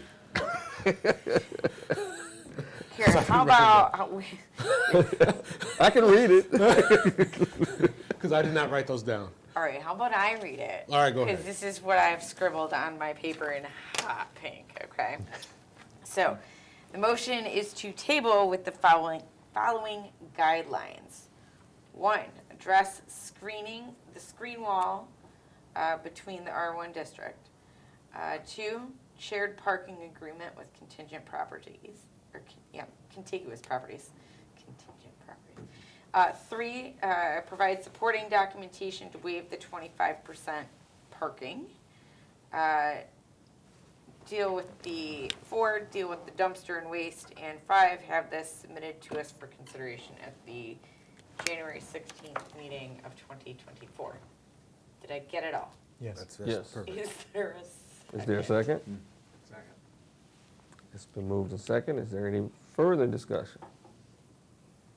All those in favor? Aye. All those opposed? Motion carries. Thank you. Thank you. Thank you. How much we got? Lost my spot here. Under new business, item B. Parking standards discussion. Go through your memo. Yes. Actually, I'll just start with the presentation and put together some slides. So, as you're aware, this project did get some discussion going about how the city wants to handle parking challenges. And so, my approach was to refer directly to the master plan. And so, the layout of the presentation that I have this evening is focused on that, kind of just how the master plan could potentially dictate the way in which we reconsider parking as it relates to the goals and the intention of the master plan. Otherwise, we're faced with staying within the confines of the ordinance, and we all know how that's going. So I think this project here can act as a catalyst to the ways in which we want to approach this. And I've heard some great ideas talking about this particular project, and ultimately I think that, you know, there is potentially going to be an impact on the community because we do have one corridor, primarily the Southfield Road, and then the 2-mile roads on either ends of the city. But primarily, my file at my office is essentially 99% Southfield Road projects. And so the challenge is with that, obviously, in a simple redevelopment of an existing site is ultimately the parking. And it seems to be stalling, and there's the perception of the city not being friendly to developers. But it's as if the city's hands are tied because the ordinance is what it is. And so therefore, what hope do we have in terms of having some sort of solution? And I think if we look towards the master plan, that's at least some sort of guidance that we can have. So anyways, that's my approach for this evening's discussion. But feel free to use the sky as the limit to just discuss whatever it is that you think would be pertinent, and we can come back and revisit this discussion at future meetings. But in the meantime, like I said, if we did use the master plan for guidance, there's the implementation of the master plan, which was redone in 2021, I believe. And so there's the implementation of that is outlined within that document. And so it's not specific to parking, but we'd want to think about, well, how are those action plans and action strategies, how can they impact parking, or how can we use those as guidelines and for making any possible amendments to the ordinance, or as was stated, just doing away with parking standards altogether, which seems to be, in the planning world, a topic of discussions where some cities have been successful with it, others have tried it and maybe had some challenges with it. But anyways, anything's on the table at this point, and so feel free to discuss and present any ideas that you might have. But following along with the slides that we have, the intent of the zoning or the zoning plan within the master plan is to highlight specific key or priority areas where existing zoning is significantly lacking appropriate standards or would inhibit development in accordance with the master plan. And so is parking among these? I think it kind of answers itself. And then in some cases, zoning amendments would be necessary to be consistent with the intent and recommendations of the master plan. And then, of course, we don't just have to think about commercial corridors, but, of course, the majority of the parcels, which is residential. And I think if we do stay focused on commercial, we ultimately also have to think about those residential parcels, given that that's the tax base of the city and the stakeholders within the community as a whole. So then the master plan outlines the implementation matrices. So with the zoning action items, we would typically have these addressed by staff and then the planning commission. So for example, the types of items that we've addressed in the recent past are the solar ordinance, food trucks, waste and rubbish, and the laundromats, and et cetera. So the planning commission plays an integral role with making any amendments to those ordinance standards and deliberating and making recommendations to the city council for amendment changes. The advocacy action items, this is kind of taking it a step further. You know, we talk about parking and some kind of common sense changes that we might be able to consider within a zoning action item. And I think solar, food trucks, waste, rubbish, the examples that are given there, they're minor enough issues, for lack of better terms, where we can keep it confined, so to speak, to the planning commission with recommendation to city council. But there's bigger issues, and of course that's parking. And so it's not as simple as something, you know, just making drastic change and expecting an outcome to be what we expect it to be. There's, I think this conversation is evidence of that. We just have an uncertainty about, you know, potentially approving something with contingencies, and we feel like we're kind of taking a step back and wondering, well, is that going to be okay? Is that going to be enough? Is it going to be sufficient? Is it going to create a massive snowball effect on adjacent property owners, that being the residents of the community? So anyways, the advocacy action items, I think, are just a next step forward where parking would fit. Capital improvement action items, these are large scale. Obviously, we've gone through the CIP and the capital improvement process. As I initially wrote this, I said it may not pertain to parking, but when it comes to digging deep within the weeds in regards to how you may want to tackle parking within the community, that capital improvement may actually be an important component, just because it's funding mechanisms and you know, thinking outside the box, which may tie into capital improvement in the plan that we have in place for that. So something to keep in mind. And then other action items, this is just kind of generally speaking, that involves research and the study and further evaluation. And that's where we're at. You know, a few of you have mentioned you've been here for some time, and this has always been an issue, and here we are still, for lack of better terms, kicking the can, or at least punting, and trying to figure out incremental ways to satisfy certain projects. But ultimately, what can be done to start to make it so that we don't have developers come before the community to say that, well, I'm trying here, but you're just not a development-friendly community. So I think the collection of minds and educating ourselves on what the possibilities might be is where we can explore that with the other action items. So the master plan outlines these action items in different categories. So this first one is the housing and neighborhoods. So again, the challenge is if we were to take this approach by using the master plan as guidelines, it would be utilizing these topics as ways in which we can start to think creatively or outside the box about making changes to the parking ordinance or the parking standards. So with the master plan, as it relates to housing and neighborhoods, the goal is to have attractive, safe, quiet, well-maintained neighborhoods. Well, if we have, for example, we remove all parking requirements, do you still maintain attractive, safe, quiet, well-maintained neighborhoods, or do you have an influx of traffic that's bothersome and a nuisance to the community, for example? Diversified housing for all ages and abilities.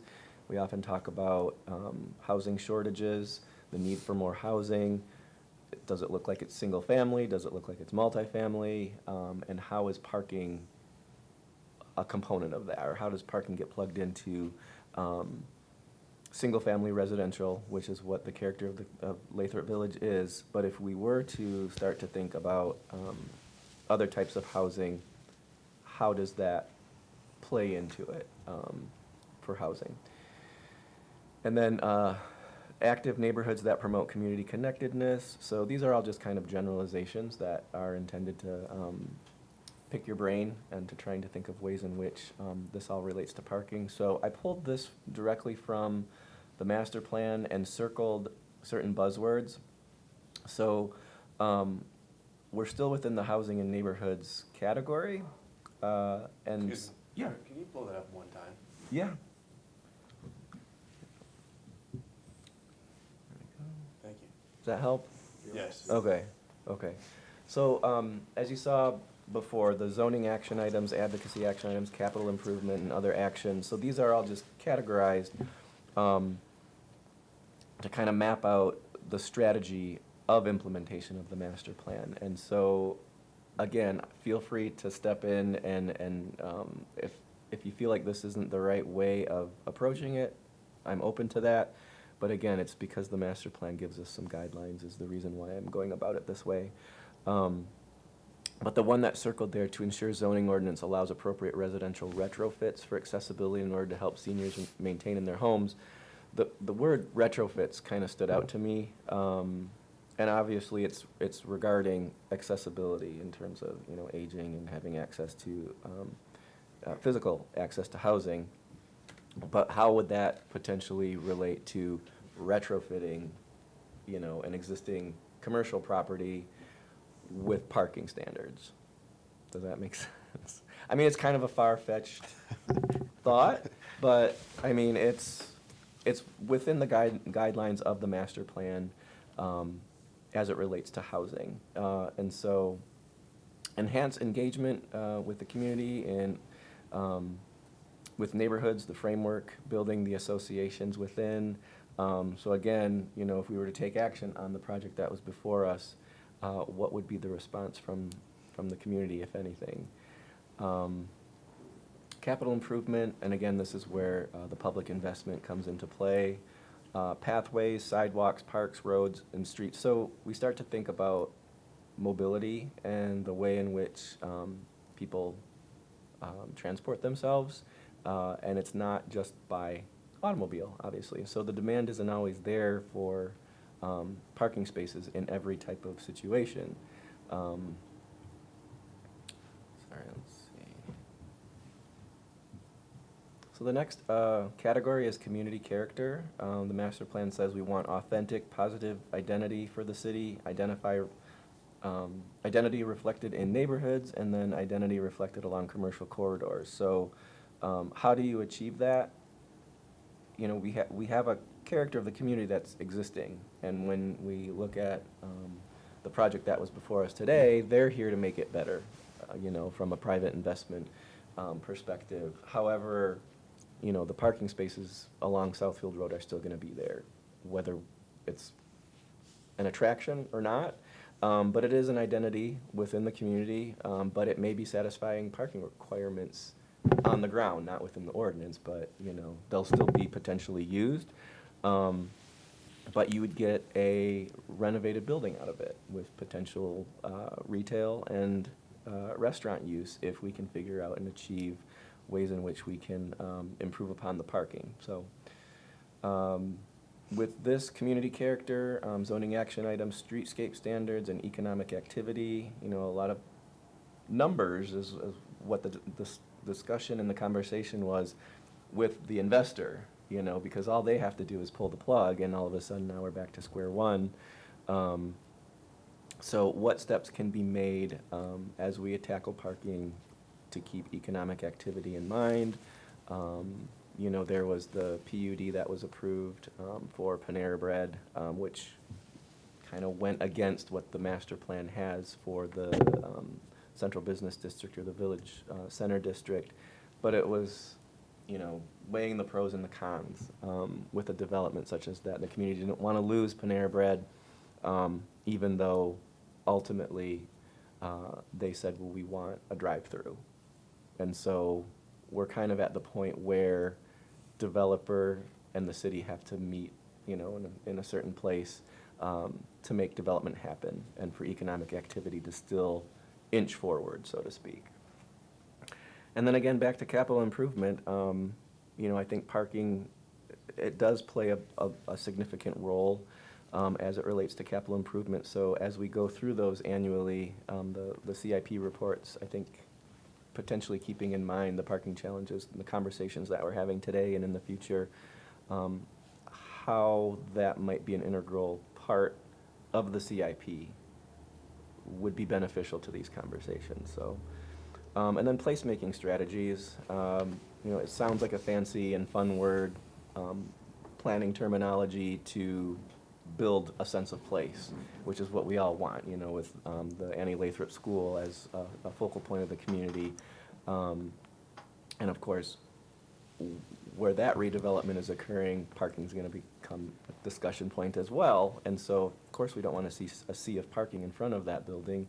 But what type of placemaking strategies can be a part of this as well, so that we're not, you know, ignoring that fact, and then all of a sudden we have a sea of parking on the east and west sides of Southfield Road.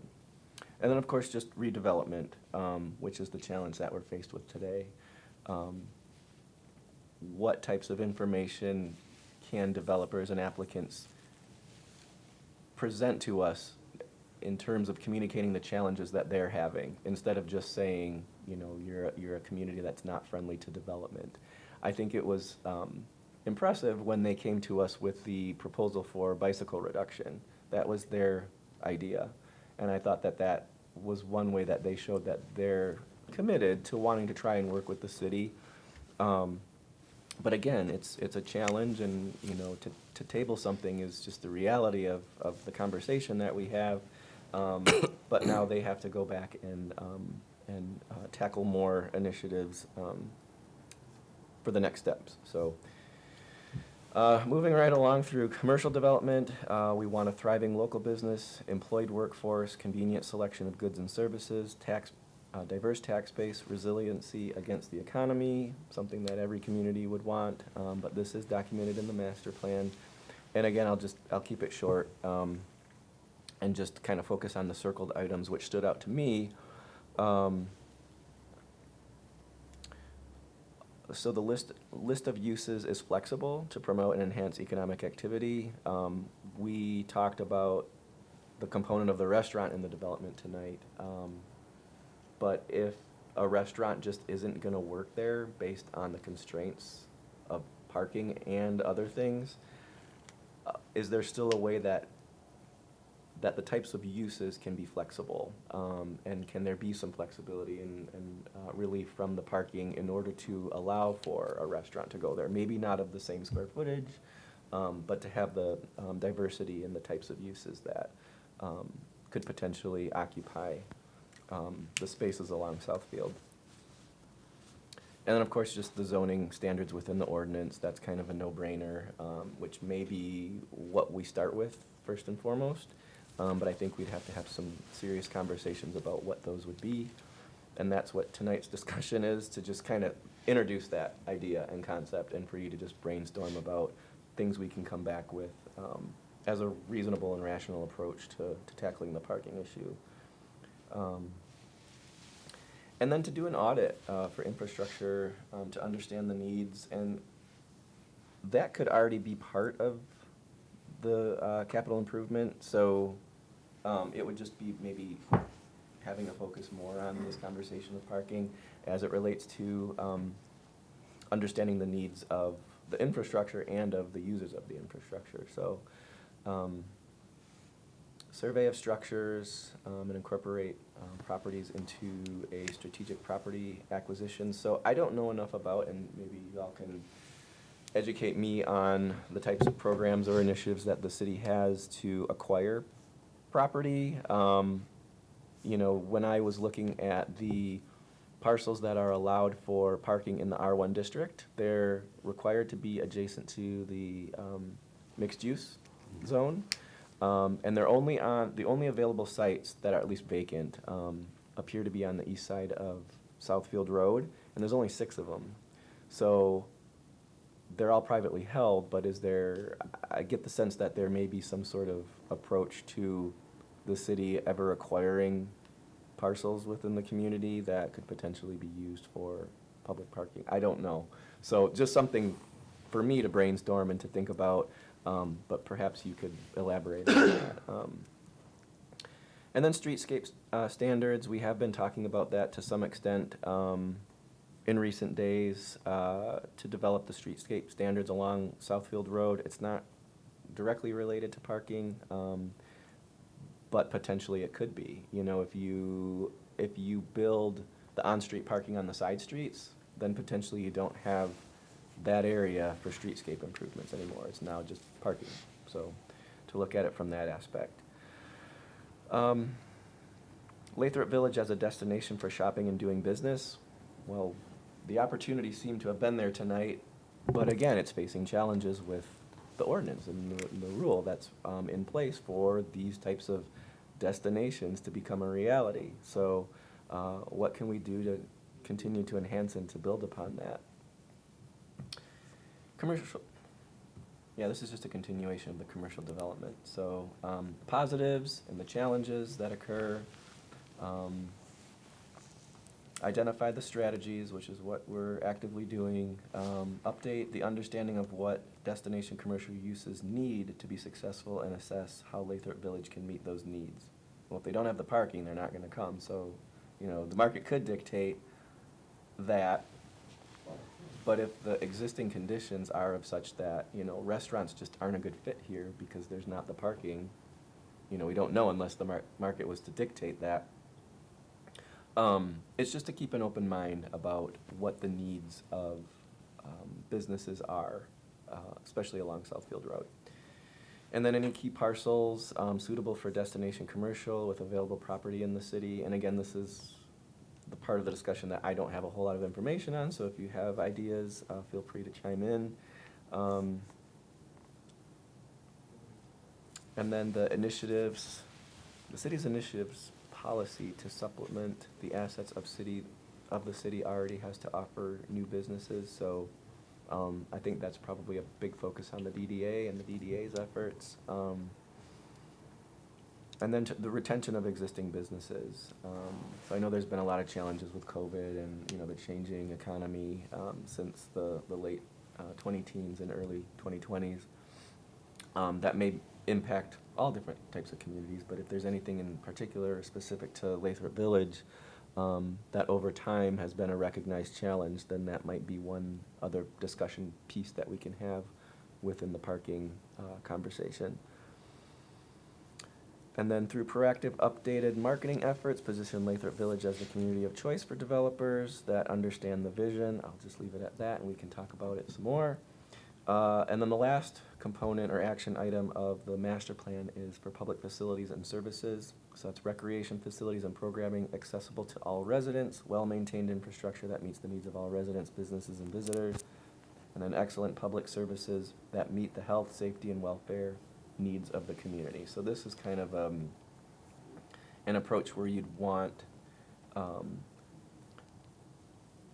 where you're inclusive, where you're wanting to include all residents. Obviously, you want to do that in any case, but as it relates to public facilities and services, this is the focus of that action item. And to reduce the overall impervious surfaces on developed sites. So while, yes, we still have an ordinance to meet, is there any way that we can successfully reduce parking or the impact of parking and the impact of impervious surfaces so that we can reasonably apply the needs of uses and not overburden the city, you know, in terms of parking and access to residential streets and whatnot. And then to strengthen relationships with adjacent communities, you know, it's interesting that Lathrop Village is an enclave of Southfield, right? So I guess the adjacent community is Southfield. But if there's any opportunities there, obviously Southfield Road is not abutting Southfield through the community. So anyway, just to kind of think outside the box again on something like that. And then a resilient plan and shared facilities with other public or quasi-public agencies. I think we've had some discussions about that with the development of the school, but that's kind of another conversation. So, sorry, the last one's the transportation network. Safe and efficient multimodal transportation network, offer mobility options to residents of all ages and abilities. And I think this is going to be where we're going to have to think outside the box again, just because for however many decades we've been an automobile-driven and oriented society and community. And so if we were to talk about parking, the space that's used by vehicles when people aren't occupying them, what are the options that we have on the table? For example, the bus line that runs down Southfield Road and bicycle, multimodal transportation options.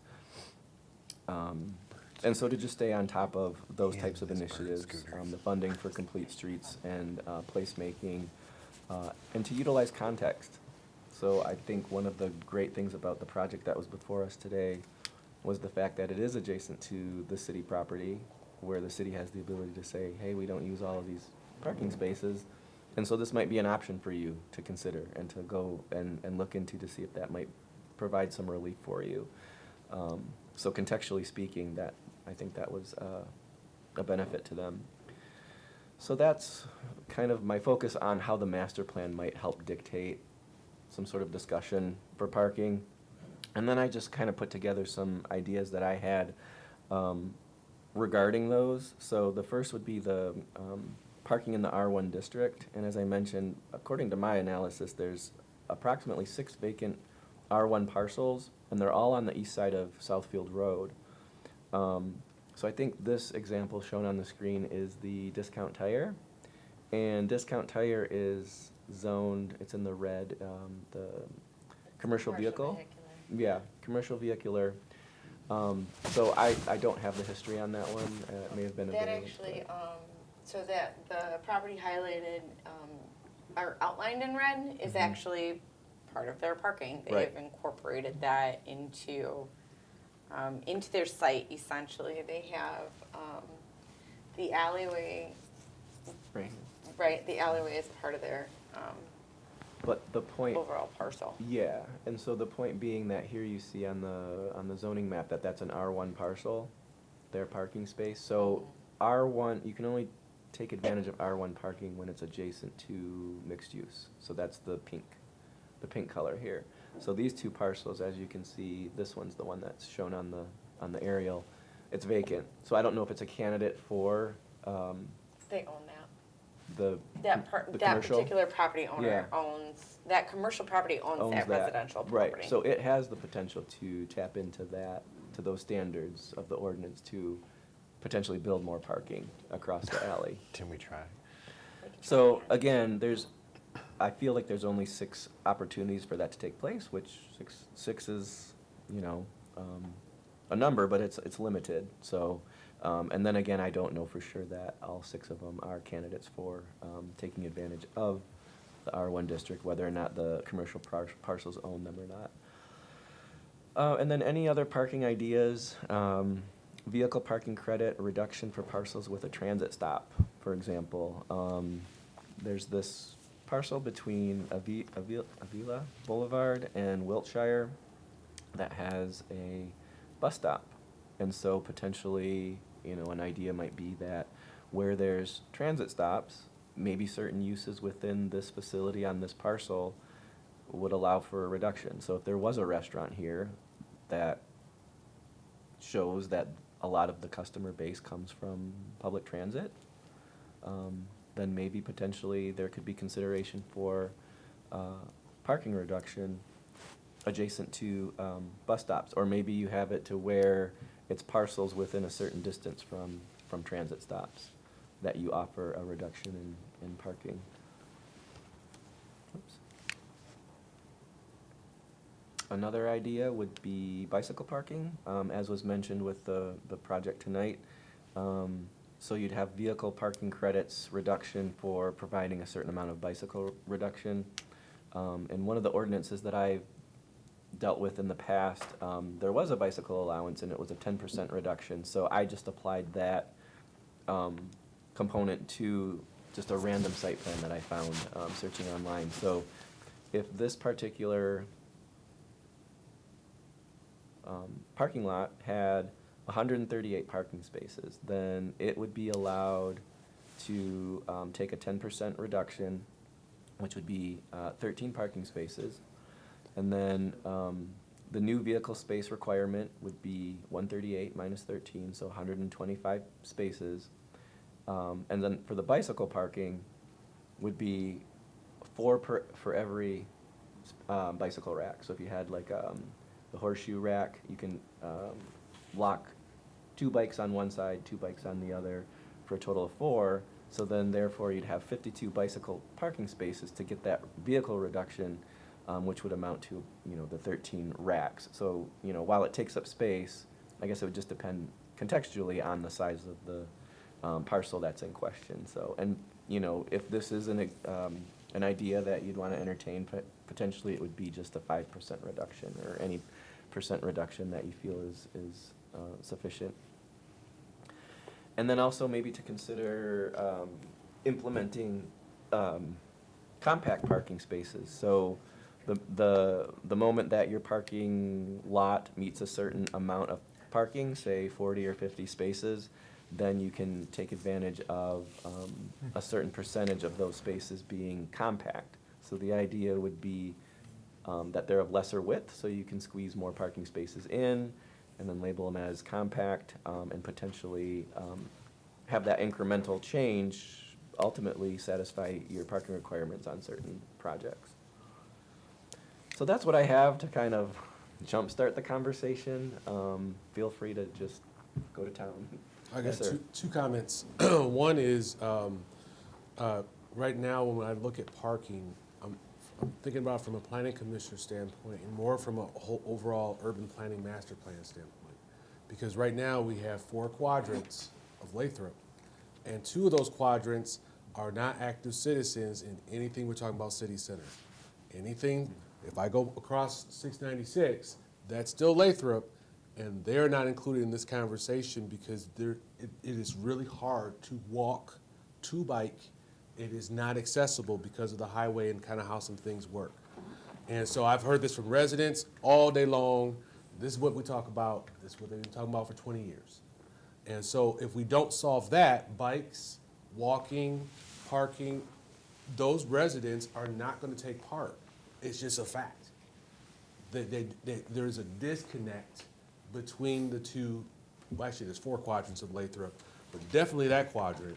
And then obviously we have Southfield Road as another type of buffer going from one side of the street to the other side of the street. And if we could solve some of those things, which is not really the scope of this, I understand that. But it is actually so interconnected when we start talking about the master plan. And so, like, when I look at it, we're talking about reducing parking, and the only way that I've seen cities do it really well is they have some aggregated parking. And or whether that's structures, et cetera, because now I can actually say Village Center, you don't need as much parking because we have a parking structure. So folks that are actually way over off Lincoln can actually drive down, go to cities, and now it makes sense to walk. But right now our city doesn't make sense to walk in Village Center because I gotta drive there and I don't have parking to drive there. So all these things are snowballing into something that's existed and if we don't actually, if we could actually do, some tweaks, but they're gonna be tweaks. I don't see them as actually root cause, in my opinion. Go ahead, I have Mike. a question. What are some examples of cities that have done away with parking requirements altogether? I haven't brushed up for this conversation, but to my knowledge, like Minneapolis, I think Cincinnati, Buffalo. Anything local? Local, I'm not familiar. Do you? No, we can reach, definitely, I mean, Eric and I are planning, this conversation's gonna take us a couple of months, so, I mean, certainly that's, we can have that information for you. So let me give you an example. If we do away with parking, again, everyone south to south 696 basically is cut out because there's not going to be enough parking. We can't walk there. It's not. I mean, I cannot take my kids. Now they're old in college and stuff. But so I don't want to be over. But we couldn't. My wife and I could not take our kids walking across. It was too dangerous. Well, here, And can so I, we let had me to just take add, just a little tangent, Okay, so, in 2025, the TDA will be installing a hawk signal, south of 696. We got a grant for $291,000. And so that will be right there between, Margate and Rainbow, like essentially Yep. right in front of Yep. DXL, right there. Yep. So there's that one. It's not sexy, but we're all gonna do a campaign to walk this way. And then next year, and I thought that was gonna be the first one, Yes. but it's not. So next year, when they're doing the resurfacing project, as part of that reconstruction of Southfield Road, right? We have identified, I think there's like a dozen or so locations for pedestrian crossings. And the original conversations with the road commission were like, yeah, okay, whatever. And I'm like, let's cross the road. Let's do it. It's in the EA. You've already submitted. You're already going back and forth. And I must be a great squeaky wheel. So they will be pushing the bus stop here in front of City Hall. They're going to be pushing that north about 50 feet. There will be a hawk signal, pedestrian activated signal, right here in front of City Hall. They will be upgrading the existing light right here at Sunset and Golden Gate. And then they will be installing another pedestrian crosswalk right around the Wiltshire intersection. So those are all scheduled. Those are all scheduled for next year. With material delays, maybe that's going to be spring. We'll see all of the crossings, but their goal is to get those all in before September of next year. So they're incremental changes to help us with that connectivity, that mobility, so that when you come for the music festival, you don't have to like drive your car to go from the west side of the city to City Hall. Well, one thought I had along those same lines is to tie this back to parking. Right. One of the things, correct me if I'm wrong, Scott, but the shared parking agreements that we have right now, they have to be contiguous, right? Or That- within 500 feet. That's, Right. the ordinance requires them to be within 500 feet. Yeah, because I was gonna say, maybe this wouldn't be an issue, but now that we're, this time next year, I thought there'd be three, but okay, there's only two. 2 years we'll have three. Why can't the shared parking agreement be across the street as well? Right, because now you've got the lights for people to safely cross. And so instead of having it to be next door, it can be across the street. And I think that you can expand the feasibility of those or eligibility of shared parking agreements to include areas adjacent to, signalized crossings for pedestrians. So I got it outside the box if we're just gonna be throwing stuff out there. Absolutely. So I was actually looking at Village Learning, Early Learning Center and Community Fellowship. They have tons of land. They actually connect with the school. The school connects actually with the Village Center. Why not actually look at some type of strategic partnership with them and see if they actually would do more parking or even a structure, because they have land that you could probably reconfigure that would catalyze that area. That's where the Lane Bryant's across the street, and it's contiguous to where the Panera is. That's probably where, I'm assuming some crossings, I'm trying to think, and there's actually a green space just south of their parking lot, that's just open land. It's just, if you look on Google Maps, it's just green space. That little triangular piece is owned by the DDA. Huh? And we have been, right, I know, trust me, I've thought about this several times, like, do we vacate Monterey, that dirt part, Yeah, right? the Do dirt road. we vacate that and split it, or do we leave that as an access point and, I mean, the DDA does have, among the ideas in the development plan are the acquisition of properties, right? So, Eric's comment about how does the city acquire property? Well, the DDA and the city actively, we have that first right of refusal. So we're constantly keeping an eye on particular lots. Are you gonna, I've got my eye on one right now, and I'm like, You never know. right? So from my discussions actually with Jill and Scott, that property was purchased so the DDA could potentially develop it as a parking lot. Well, do you know why I bring this up, Susie, is because if you do a parking structure, I can actually get more density, and there's already a walking area to City Hall. We're already doing all kind of crazy stuff with the Surnow property, so I won't even get into that. And that's already got enough stuff going on with it as it stands. But I'm looking at what ways can we catalyze density and parking in an aggregated spot so it's still walkable on both sides of Southfield Road, because we still have the same kind of constraints. We still got alleys, and we still got a small little sliver, and then we still got parking that's supposed to be on the side because Southfield Road is eventually going to get built out. So I'm trying to find some creative ways in terms of partnership that the church, because they have land, they may actually see that as actually advantageous if the partnership has some type of cool stuff to it. And I didn't know about the DDA parcel. That was actually just a brainstorm, because that's where my kids went to school when they're little toddlers, and same thing with Jason's little son, that's where they met. And so that's actually what I was thinking, was if we're gonna change parking, how can we get density that then actually makes Village City Center, now we can actually do a reduction and don't have to worry about it actually bleeding over into all Timbuktu, into the neighborhoods, because we do have some density for parking. That's like big picture, know that that's actually, could be pie in the sky, but that's actually the theory of what I was trying to explore as I was looking at different quadrants, not just Village Center, but different quadrants of Lathrup on the corridor. Right.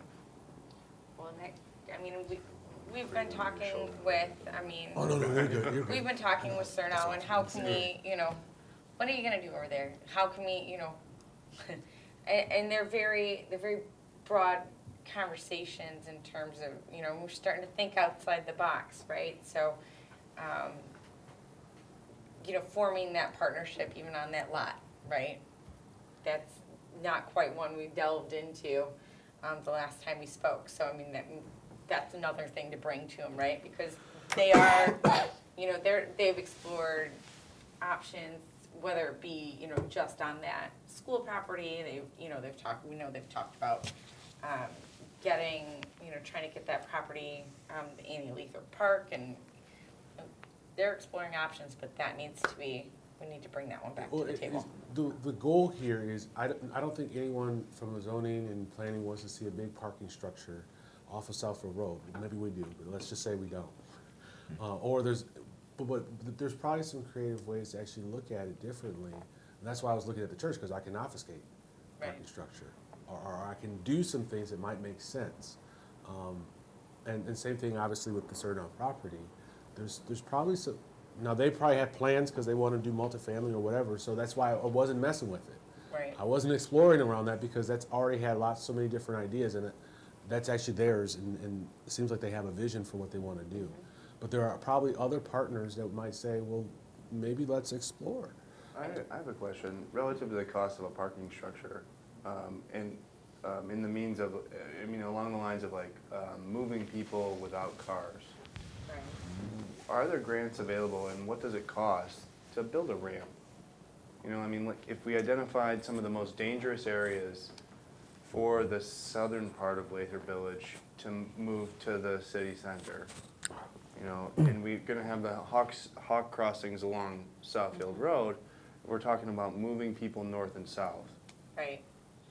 What does it cost to build a ramp for, you know, let's say golf cart, bike path, pedestrian? You know, so that it was limited and exclusive to electric or pedestrian or bicycle traffic, not, you know, not something that was motorized. You know, I mean, even the golf cart, if we're talking about seniors moving across the community, and even having, you know, I mean, and really pie in the sky, having a, you know, like an electric bus that could move people as a part of Lathrup. You called somebody, say, I want to come to the music festival, but I don't want to drive and I don't want to bring my car. Could we bring the Lathrup cart? What, I mean, relative to the cost of, what does it cost to build a parking structure? A couple $1 million bucks. What does it cost to build a ramp? 20 grand, 20 grand a space, thereabouts? Just about. Probably more. Well, I Right. could pull that up. You know, see so I mean, Right. if you're just talking about, like, the most dangerous spot is probably east of Southfield Road, south to north along Lathrup Boulevard. That's probably the biggest, most dangerous crossing for Southfield residents. And then the other obvious one would be probably west of Southfield Road at Santa Barbara, you know, south of Barbara's 690. actually easier to cross. Yeah. The worst But I one mean, is, the bridge is yeah, the already there, worst the bridge one's is on already this there. If side, there were a right? way to, you know, expand that crossing or to, you know, just, you know, to just propose some kind of a diet for that, you know, I mean, it's a wide lane, it's 2 lanes, to make, you know, to put something in that's a dedicated pedestrian bridge seems to kind of touch on Yes. bringing people in a non, And I'll say, so, all right, so we're doing all this stuff on Southfield, and then MDOT's gonna come through in Right. 2026, Yeah. right? And they're gonna be doing, you know, 696 between Lathrup and DeQuinder, right? I'll have some more information on what exactly their plans are. But I'm not inspired with a whole lot of confidence, right? Like, we have a meeting in a few weeks with them, mid-December, and I mean, we have talked to them about the pedestrian accessibility and improvements, right? Like crossing 696 right there, those, I'll walk anywhere, but like those sidewalks are, Right. my Oh, yeah. computer's bigger than that, right? Like, and they're I crumbling. told you. And the plans don't really speak to them. but so, I mean, Right. if it's all gonna be a giant mess Uh-huh. for a year and a half. Mhm. And so east and west of Southfield Road, by about, what, quarter mile each way or less, a third of a mile, maybe, whatever it is, one way or the other, give or take, that would be something to say, you know, what can we do? What grants could we apply for? Where could we find this to, you know, put this into our plan to bring together our quadrants, you know, to, Yeah, I mean, since 696 was built, that's been the complaint. It's Correct. divided the community, and here we're redoing it, and there's not even addressing it 30 years later, or however long it's been in the ground. this seems like, Oh, yeah, you know, that's go my ahead, I'm frustration. sorry. No, I was gonna just say, you just alluded to it, I know that you spoke to it, and it's kind of centered around like placemaking, but I think to me, like, as we're talking about, I live on the south side, actually, southwest, yes, and I walk across that bridge all the time, yes, you know, I can see down, I'm just hoping, I'm like, I gotta make it across, Yep. but, to me, like, even this, like, idea of like a trolley and kind of moving folks, and I mean, I've seen this done in other cities. Really, I think there needs to be some sort of like focus groups that are happening. Like, how many folks are elderly and don't have the accessibility to move north? have that understanding and leverage that, I guess, to engage folks as they're looking to strategize for 2026. We do have time. And that work should be done technically in 2024, to really understand the community's needs. Is it additional parking on the DDA lot? Or is it some sort of means of modes of transportation to be able to engage folks when there are activities happening at the city center? I personally love green space. I don't know, is that green space? What do It you- is green space, yeah. So I'm not always in favor of losing green space, right? I moved into the city, like, I guess we're like the city of trees or something like that. I don't know, we have some sort of like placard City. acknowledgement. I see it when Yep. I'm walking. And if it is a more cost-effective, I'm all about like, how do we save pennies, right? Like, it was cost-effective to be able to help folks move about. But again, I think it's intentional that we're listening to what the folks in the community are asking for and or saying. And I'm not sure, I know that there's a master plan, but was there a feasibility study, and including a focus groups that are asking and tasking, how many folks have these needs? I think that's part of like that last or second to last slide, which was like around the research. Yep. I don't remember specifics about the movement. I mean, I don't remember when we did the master planning, community input. Yeah, I wasn't part of those Yeah, I conversations, so mean, I can look into it. And to- we didn't have, I mean, the community input element of it, we were doing really good, and then COVID, right? Yeah. And so we had a different online engagement platform, and it worked well. I mean, it was up there for a while. Did it have that feasibility? No. I don't mean, think it that was a more component. like, what are the things? All right, we want connectivity. There was more broad, right? It just didn't get down into those details. So this speaks to, Eric, the concept of, in order to say, let's say we changed it from 25% to, I think Scott was like, yeah, 45%. Well, let's say we changed it. Well, the hard part is if we don't have mobility for the whole neighborhood, then we really aren't fixing it for, like I said, certain residents that either aren't mobile, to your point, let's say they can't get there physically, or we actually are required because of the way our city is structured to still drive a car. Yeah, it's who the businesses are for, right? You know, Right, I well, mean, it's not even gonna change, because at the Right. end of the day, and once you think about mobility, now I can actually start talking about, well, maybe city center, like village center, reductions in spaces. Because now, the equation starts to fit. But if the equation doesn't fit, we're just actually saying, well, we want to have more commerce, but it's kind of exacerbating the problem, because I'm still gonna need to drive to whatever restaurant, and I'm gonna be the ones filling up the spots, and I live down the street. Well, once the hawk signs, Yeah, the I'm hawk gonna call them the pedestrian Yes, walkways. that's Okay, right. I'm gonna use my lingo. I don't know, the plan, you should check my mail and read it. But nonetheless, like, we know that there's 4 coming, and I think like once we see that visibly, I'm a risk taker, so I'm like, I'm kind of gonna jaywalk, or I'm just gonna, I'm gonna make it work. But once we know No, that she those said are. she's lived here less than a year. I know. She lived. Too, and I've been 35, so I'm still here. Yeah, but if there's, I think, right, so there's like this conflicting, like, theory that like if you build it, they'll come, right? But at the same time too, like, if we don't see it, we don't know it. That's So right. once these are in place, and it sounds like there's 2 that will be happening next year. Okay, so once those 2, I don't know, like, this might be tedious, but like, we're out there, right? You have a counter, and you're like, all right, how many people are walking? How many people are skating? How many people are biking? And like, you're tracking over a period of time, right? This is the study. I don't know if that's 30, I don't know, you might know this. Some folks might know this more than me, right? It's 30 days, it's 45 days. Then you have an understanding of, okay, these are the means and the modes of transportation that we're seeing come into the city. And then there's like a broader conversation, I think, of like a focus group of, all right, we know this because of recent voting, right? Like, people know how many folks and residents there are within the city of Lathrup Village, and so we can start to kind of break down the data. These are how many folks that we know are actually moving, whatever it means in modes of transportation, not the vehicular, unless we're, I guess, in the neighborhoods, just because we don't know where those folks are coming and going.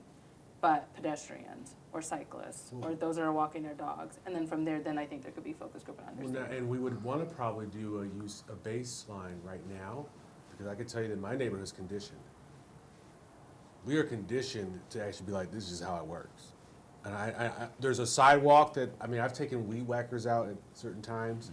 just to actually be like, I can't take it anymore. I don't care if it's not my sidewalk. And so at the end of the day, our neighborhood is conditioned because we've actually been there for 20 plus years. And we kind of know how this works. And as sad as that is, that's the truth. But once you actually have hawks, we maybe actually be able to say the numbers changed. Right, well, and that's been one of those things, you know, when they first said yes to the one at Margate, right? Well, we don't have any traffic, we don't have any data. I'm like, well, how are you gonna get data? Because who's gonna wanna play Frogger with their life? Right. Right, I'm a risk taker too, I've been hit, whatever, I bounced, I'm fine. But, like, yeah, how are you gonna get that data if you don't have the infrastructure in place to be able to say, well, yes, now we have 10 people crossing, we have 15, you know, whatever it is. So I think, at least from the conversations I've had with the road commission, in some regards, they are looking forward to getting some of their own data too. Does that Right. need to be quantified before you ask for these things, or is that something that you could just say anecdotally, you know, this is what we're hearing from the Well, residents? I think that was part of my squeaky wheel approach that worked, but there's, Or is that- and I can't remember the terminology, but there's like qualified and unqualified data that they use, and they've got certain benchmarks for pedestrianism or whatever it is, right? Would Before something they'll like say, a letter writing campaign? no, this No, is like okay. real, like crossing data, How so many like. times every for day me- somebody presses a button? Yep, and so for them, it was an easier yes to say, okay, we'll let you have your hawk signal, right? So how many times, like, I'll go down there and I'll press the button 15,000 times every day. I was gonna make a little campaign. Right? I'm Neighborhood, signing let's Will roll. and Krista up too, right? So just keep pressing the button, walk this way, right? But it was an easy yes to say for a hawk, but they won't give us a full signalized crossing that's incorporated into the cycle until they have that data. So, will that one potentially change someday if we get enough walkers? There'll be an easier case to be made to the road commission to say, all right, now we have, I don't know what the number is, so I'm just gonna say 100 people. All right, we have 100 daily crossers. That may be enough for them to say, all right, This makes sense. this makes sense to, you know, flip a switch and incorporate this into the cycle. So, keep walking. And the benefit of that is that, going west, we have schools. And my understanding is that residents within Lathrup Village have access to Southfield Public Schools. That's where our tax dollars are going, right? So that's A lot. another, And really, some, Yes. south of 696, I mean, to your point, really, there's a very, there's a large Jewish population.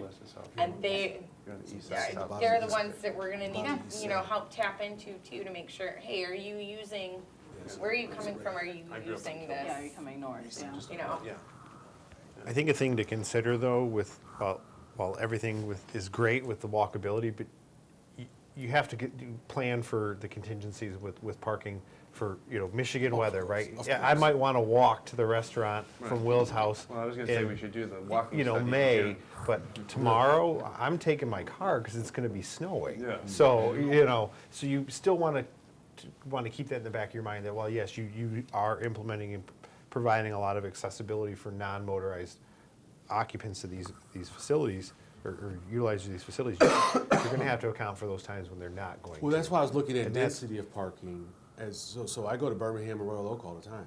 Winter, rain, sleet, shine, we're there all the time. And at the end of the day, it's because of density. And actually, I prefer Birmingham because the parking actually seems more equitable for those 2 hours. But that's aside from them. But I do that because once I'm in a spot, I can actually now walk to Panera or Lane Bryant or whatever gift or whatever. That actually makes me want to walk more, not less.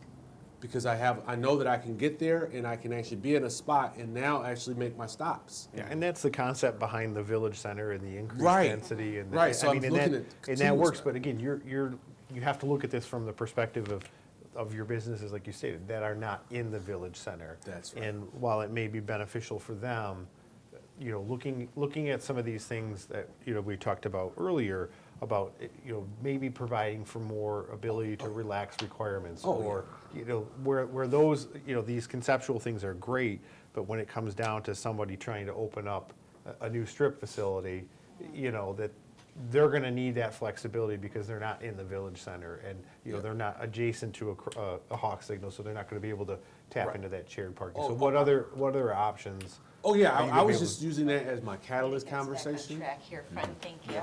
Yeah, I just wanted to make, so Scott, the way I look at it, I'm only looking at like some big things that we never talk about. Obviously, we have to have a better parking structure because we just had a client that came in that has an issue and that needs to be addressed. But I also know that, again, if we don't have these discussions, they just don't happen. Yeah, and I think it's important to have those, and you know, the other thing that I would like to have this body discuss is the possibility of eliminating parking requirements. I have a lot of reservation personally about that. I think maybe it's a distrust for the commercial sector, but I think they're going to put whatever business pays them the most rent without any regard for what the impact that's going to have on you know, the community, their residents. So I'd be curious to see what, you know, the cities you listed are pretty big cities, right? There Right. a lot of municipal parking structures. Let's look for examples of smaller communities similar to ours, and how is that going to impact us? We can't always rely on the, you know, the goodwill and the upstandingness of the applicants coming in, because we have to plan for the worst case scenario, the worst potential applicant, the property owner that's going to try to squeeze every penny out of every space they can get. So that's what I would like to, you know, with focused on the parking. And I'm just using my soapbox here, but those are the things that I'd like to see the body and contribute in conjunction with and understanding and realizing all of these other, like you said, these other things that we don't ever really talk about. But how can we get, you know? They're all connected to me, so it's like, how do we actually use alleyways better? How do we actually? That's one of the things we talked about. I said, you know, on the example tonight, they had the alleyway, they wanted one-way parking going one way. Well, the property just south of that, their alley goes one way the other way. Right. So why wouldn't we, that could be Why an wouldn't we area coordinate where, that? So let's now- have one side going north and the south side, or the west side going south, you know, so that there's consistency between, and that's an area that our ordinance doesn't address. So that's an opportunity, you know, because right now, not all of these alley adjacent parcels utilize that for parking. So, and that could be an option to increase on-site. And then just one thing too, I wanted to when we were talking about the 6 eligible parcels that are currently zoned residential but adjacent to a MX district that would qualify for parking as an accessory use.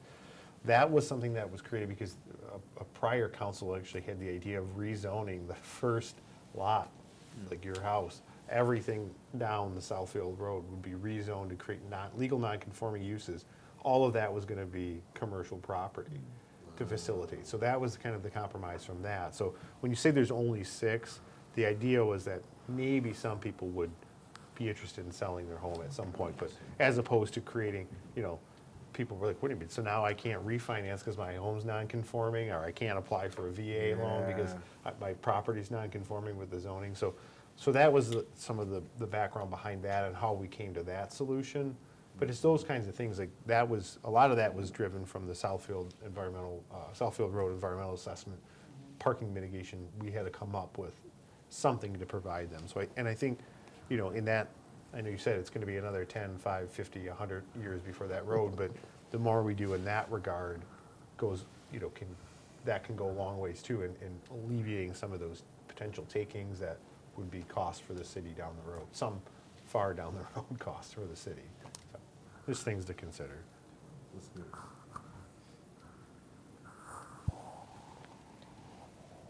I'm pausing just to make sure, because if everybody else is done, I'm like, we got lots of time to talk about it. But Any other discussion? Here? It's your floor.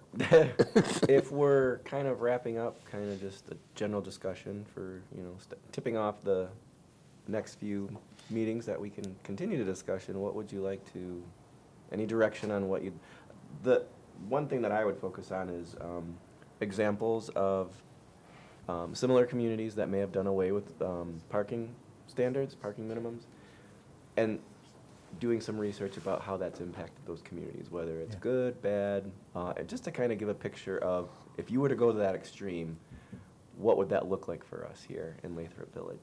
And I don't know that we necessarily have to go to that extreme, but it would at least give us more flexibility. Like, if we had the 50% today, we could have potentially. Yeah, and worked I'm with not this. suggesting that you go to that Right, extreme, I'm right. just saying that you now know, you can kind of gauge based on other Right. cities' experiences. And maybe what the something in research- between that extreme Right. is more Right, that's what I'm appropriate, saying. so Like, yeah. if you So had a 50% option, And maybe you say that it's not even something that we want to consider at all. It is very unconventional because, you know, traditionally, we've always just, it's kind of this set formula, right? That this is what parking calculations are, and this is what, I mean, when we relaxed them, I think it was 2013, that was a big step for, you know, okay, well, it's the first time so now we're gonna take out closet space, and we're not gonna count that, we're only gonna go with usable floor space.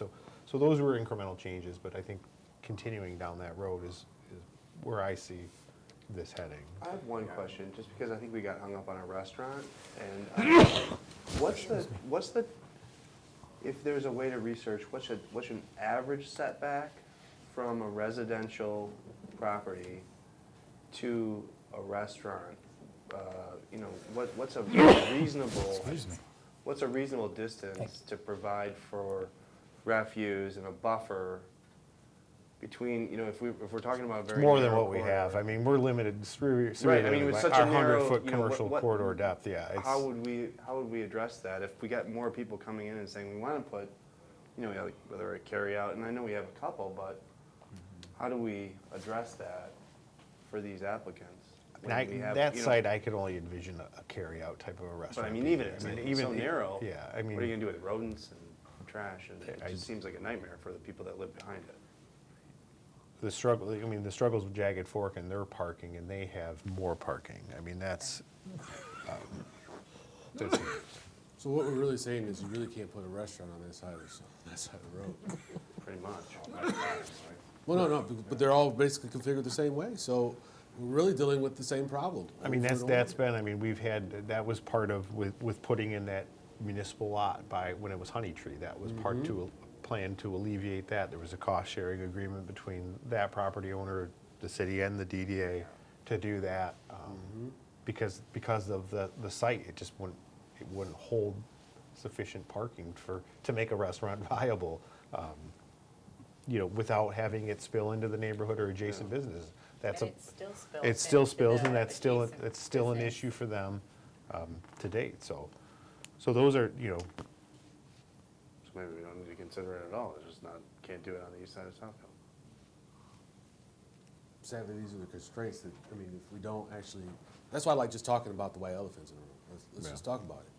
Because Well, how much of this is a square peg in a round hole? That's what I'm You saying. know, I mean, Southfield Road has been a slash where, I don't know, what's the percentage of the 12,000 cars a day or whatever the number is that never stop?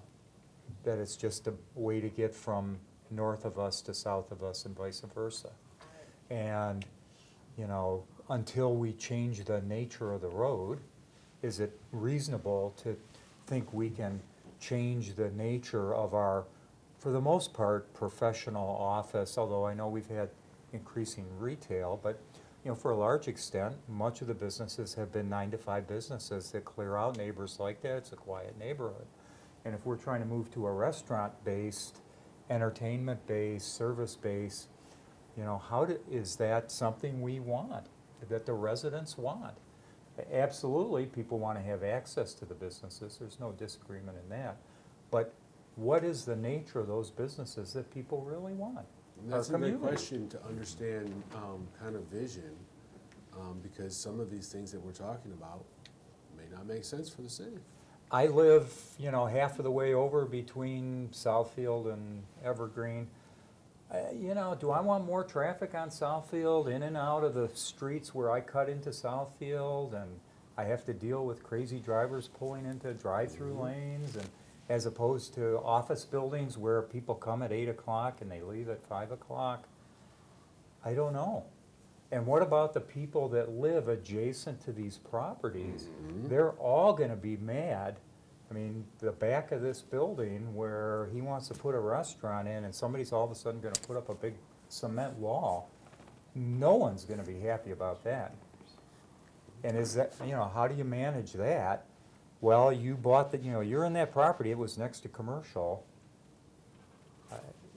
There are big questions. And I think that's why we're stuck in the same way it's looked after 20-some years that I've been here. Yeah. Because we don't want to pull the trigger either way. Yeah? Because that's what it is. It's the community has to say we're going to do it or we're not. Can it be done? I mean, That can is actually you- an even more valid Right, question. I mean, can you, this property we were looking at today, is it a valid property to put in retail and restaurant?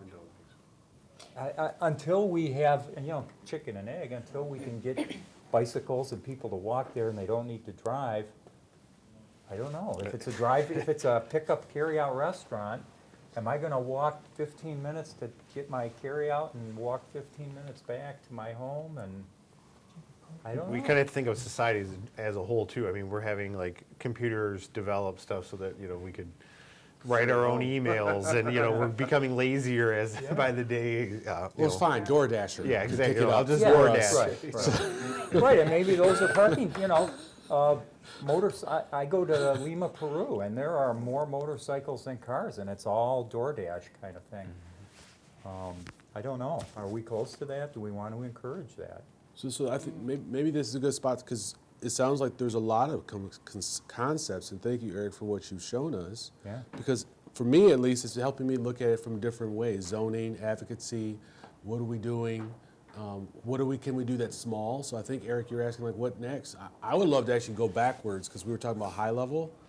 I would like to actually go all the way back to the other side and say, what can we do that's small, incremental, that actually either helps us with these decisions or gives us the flexibility with these decisions, because we do need that. Irregardless of when Southfield's going to get done, irregardless of how parking is going to get done, we're going to still get more applicants, and in these situations, we can't really move. I would say, I mean, to that point, and knowing the kind of projects and the the parking lot that Southfield Road is going to become next year, I like the idea of exploring the bike parking. I love Right, the bike, because right I on, mean, I we love the have- bike parking. We have the bike route. I anticipate that we're going to see more bike and pedestrian traffic as residents especially are fed up. You got to deal with Southfield Road at least 2 points in your commute, right? To and from. Yep. And then, I mean, I know if it was me, I would park it, screw it. I don't want to deal with driving on Southfield Road. So what's going to be, how am I going to get around otherwise, right? Am I going to walk? Am I going to bike? Am I going to hop on my bird scooter and, right? So I think that would be, I think that's a good starting point. How can we incorporate those bike standards, bike parking standards into the ordinance? How can we flex them out? You're saying from a bike parking standpoint? Because again, my goal is how do you reduce parking Right, without but the like downside? the credits that, you know. Yes. That's what I'm talking about. I guess my Perfect. brain's starting And to fizzle. we as didn't go. do a electric charging station credit, did we? We did not. didn't. That maybe is something we need to go back and look at. That might be, you know, again, a way to show a developer, hey, you know, here's how we're going. We want to make it easy for you. Yeah, you got to do some changes, but here's how you can alleviate your issue. And get some of the, like you said, the stakeholder, the community input on some of those ideas too and concepts. What are they going to use? What do they want to see? 'Cause the we don't most, know. You know. Right. We're just guessing right now. Yeah. I ride my bike up to Home Depot, just an aside, and it's easy, you know, I go up Southfield Road, I hit the light at 12 Mile, there's sidewalk all the way, and then there's a building, I think it's Griffin Properties It or is something like Griffin. that. And there's no sidewalk, it just stops in the middle of the lot. And you can ride across the grass where there's a path where people have ridden their bikes and walk, but then you gotta go down this big curb, and coming back, you gotta get off your bike and lift it up over the curb. Yeah. And then when you get to Home Depot, there are no bike racks. So Right. you chain your bike to a tree Oh, really? or, you know, a grill, You know? Hopefully no one buys it. Right? You're like, bag Yeah. with the grill. And I never even thought about that, but you're right, yeah. You know, we have to give some consideration for if we really want to make this, and we know things are moving that way, give some consideration for putting those facilities in. On that, to piggyback off that, I like what you said, Bo, about the context of Southfield Road through the community. It's different than as it is through Birmingham or south through Detroit. It's a freeway, and so the contextual surrounding is different and kind of unique to Lathrop Village. And when you look at what the parcels on either side are zoned as, aside from the village center district, it's majority mixed use. And what does one think of when they think of mixed use? Is a commercial component and a residential component. So I question what the community's appetite would be for pushing for, I don't know if it's incentivizing or bringing to light more of the residential component. Or live work? Oh. Live work or just apartments on top of ground floor retail. You just changed it. That's a And game creating the changer. density component that Commissioner Fobbs speaks of, to cultivate Pound sand. Yeah. more of an alternative mobility have a live component to Southfield as opposed to just traffic. And for me, I gave up years ago trying to take left-hand turns. I've gotten really smart about how Southfield Road works. Even though when I first got here, I was like, oh yeah, it's right over, oh, but it's over there, and it's 5 o'clock. Yeah. And I can't ever get across. So I've been conditioned, but I mean, in a perfect world, yes, I would love to actually be able to go from Panera to the other side and ping pong around as much as I wanted to, but it's difficult. Yeah. And so I think that some of the changes that are coming, or we won't say when. They're coming. That's They're coming. right. They are. That will actually maybe alleviate and again change how we look at how Right. I've been conditioned to think over Sure. so many decades. Yeah. 'Cause No, right now I I'm don't conditioned. disagree, I just, No, I get what you're saying. Yeah. It's literally shoop. yeah. I don't know. So So we got an update here while we've been discussing this. The applicant from this evening is now pivoting. The owner is seeking to build apartments within that structure. So restaurants off the table, retail's off the table, and apparently it's. that is actually Maybe it's ironic, live almost work. like you're just watching. Maybe it becomes live work. You manifested It's that April stuff, Fool's Eric. Day. Stop playing with me, Sky. I swear. I swear to God, it's Stop right playing here. with me. Hello, Susan, right? That's ironic. Says the owner is now seeking building apartments within the same building structure. So There it Stay is. tuned, I guess Well, there's an omen. we'll have a conversation. I guess it's going to be a laundromat. There's going to be a laundry facility there one way or another. Will it be done in 4 months? Yeah. Because we know there's a need for folks and, housing. There is, I have all sorts of other questions now, so there you go. I mean, that's Mind like blown ironic. It feels for, like 30 seconds. Oh, sounds like. Well, I'm good. Hey, there's plenty of parking for apartments. Yeah, that right, shouldn't be an right. issue. On that note, I'll still do the research on communities that may have done away with parking standards, just to kind of give some information regarding that, since it's a, No, I think that'd be, I mean, that issue is still here. what's that? That issue is still here. We need to know Yeah. that. Yeah. For sure. That's not the answer I was expecting, so. No.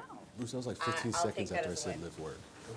Right. Like 15 seconds later. It's this guy here. We said live work and poof. Right, right. Gave him an idea. Eric? That's it. Yeah, unless there's anything else that you guys want to add. Item 8. Other matters for discussion. I'm just gonna bring one thing up real quick, and I don't think we need to discuss it now, but, we should probably just still consider sending the laundromat ordinance up, just so we have it. I also wrote that down, so. Yeah, and like I said last time, I think we should just send it up as is for reconsideration. And maybe we could actually just do that for the next council meeting. Okay. Susan, Sir. is there a reason that the planning commission doesn't have study sessions? We used to. If, Well, and we they're do as one- needed, Yeah, basically. as needed. We got a lot that we're talking about. Sounds like it's needed. How do we determine if we want to have a study session, and how does that take place? Well, I guess the questions. There's enough topics. I'm not worried about that part. No, that wasn't actually one of my questions. I guess the first question I have for you though is, would this be a regular study session? Like a monthly study session? Or would A this standing be- or special? Yeah, you're no, saying? like would you want this to be a standing study session? Or would you want this to be as needed, quarterly? What if you started, what if you surveyed the commission to see if it could be as needed or quarterly? All right, I'm gonna Well, I mean, survey, that- quick straw poll, would you, show of hands, who wants like quarterly? Wow, that's resounding. I mean, Okay, so considering- as needed, got it. I'm just asking based on all of the Let me things. provide an insight here. Yeah, So- I just don't know how it so, works. Why I would say as needed. I think of the study sessions from council. Yes. This body, when we meet regularly, it's kind of like a study session because we have lots of discussion Okay. back and forth. Council, we kind of needed it because we're not having, the council meeting in a lot of ways is just rubber stamping, certifying, making things official. So we need the study session to have this kind of discussion. But we have this discussion regularly as part of our body, which I think is great. So that's why I kind of think it's an as needed, like if we need to, have a discussion on, in-depth discussion on parking, I mean, we could say, yeah, let's come at 6 o'clock and just have a longer meeting. I mean, I'm just Yeah. using, based on the discussion we just had, Yeah. it seems like it would be beneficial if it was just a meeting or Yeah, just that. on just topics like that. Yeah, but again, as needed, I think makes sense. Then I guess the only other question would be is, if we do them as needed, how do we determine what's a good time to do stuff like that? I mean, because now it's 10 just, o'clock. Well, is it a planned long meeting, or is it a separate meeting, it's a separate meeting. right? And If it was a separate In the meeting. past, it's been, we've done them both ways. We've had separate standalone study sessions where it's just like tonight's discussion about parking, where you start at 6 o'clock, you give yourself more time, and that's the only thing on the I'll agenda. feed you. Yeah, How's and- that? and we get Thanks, fed guys. at those, but, or it's like before, the hour prior to the regular meeting, if there's something that, needs a little more discussion, like you potentially could have had that site plan on your study session, had some of this discussion with the applicant during that, and then just expedited the meeting after Which the is, fact, so. which is how council is set up, Yeah. Okay. right? But to Bruce's point, council generally doesn't, or at least recently, council hasn't operated in that fashion, so, But even- whereas this even body what we has, did, yeah. the first 4 years I was on council, again, just a lot of what happens in the council session is just making things legal, voting on Yeah, things, and having I, action items. to ultimately answer your question, how does that happen? I think it would be a request from you when setting the agenda Okay. with the staff. I just Yeah. didn't know how that And worked. then I think this is something we could benefit from having a little additional discussion on. Probably the easiest way to do it. Would you like me to do a little doodle for maybe January to have a larger parking discussion? I believe that would be beneficial. Does that sound like it would? All right. Eric, does that work with you in terms of your research?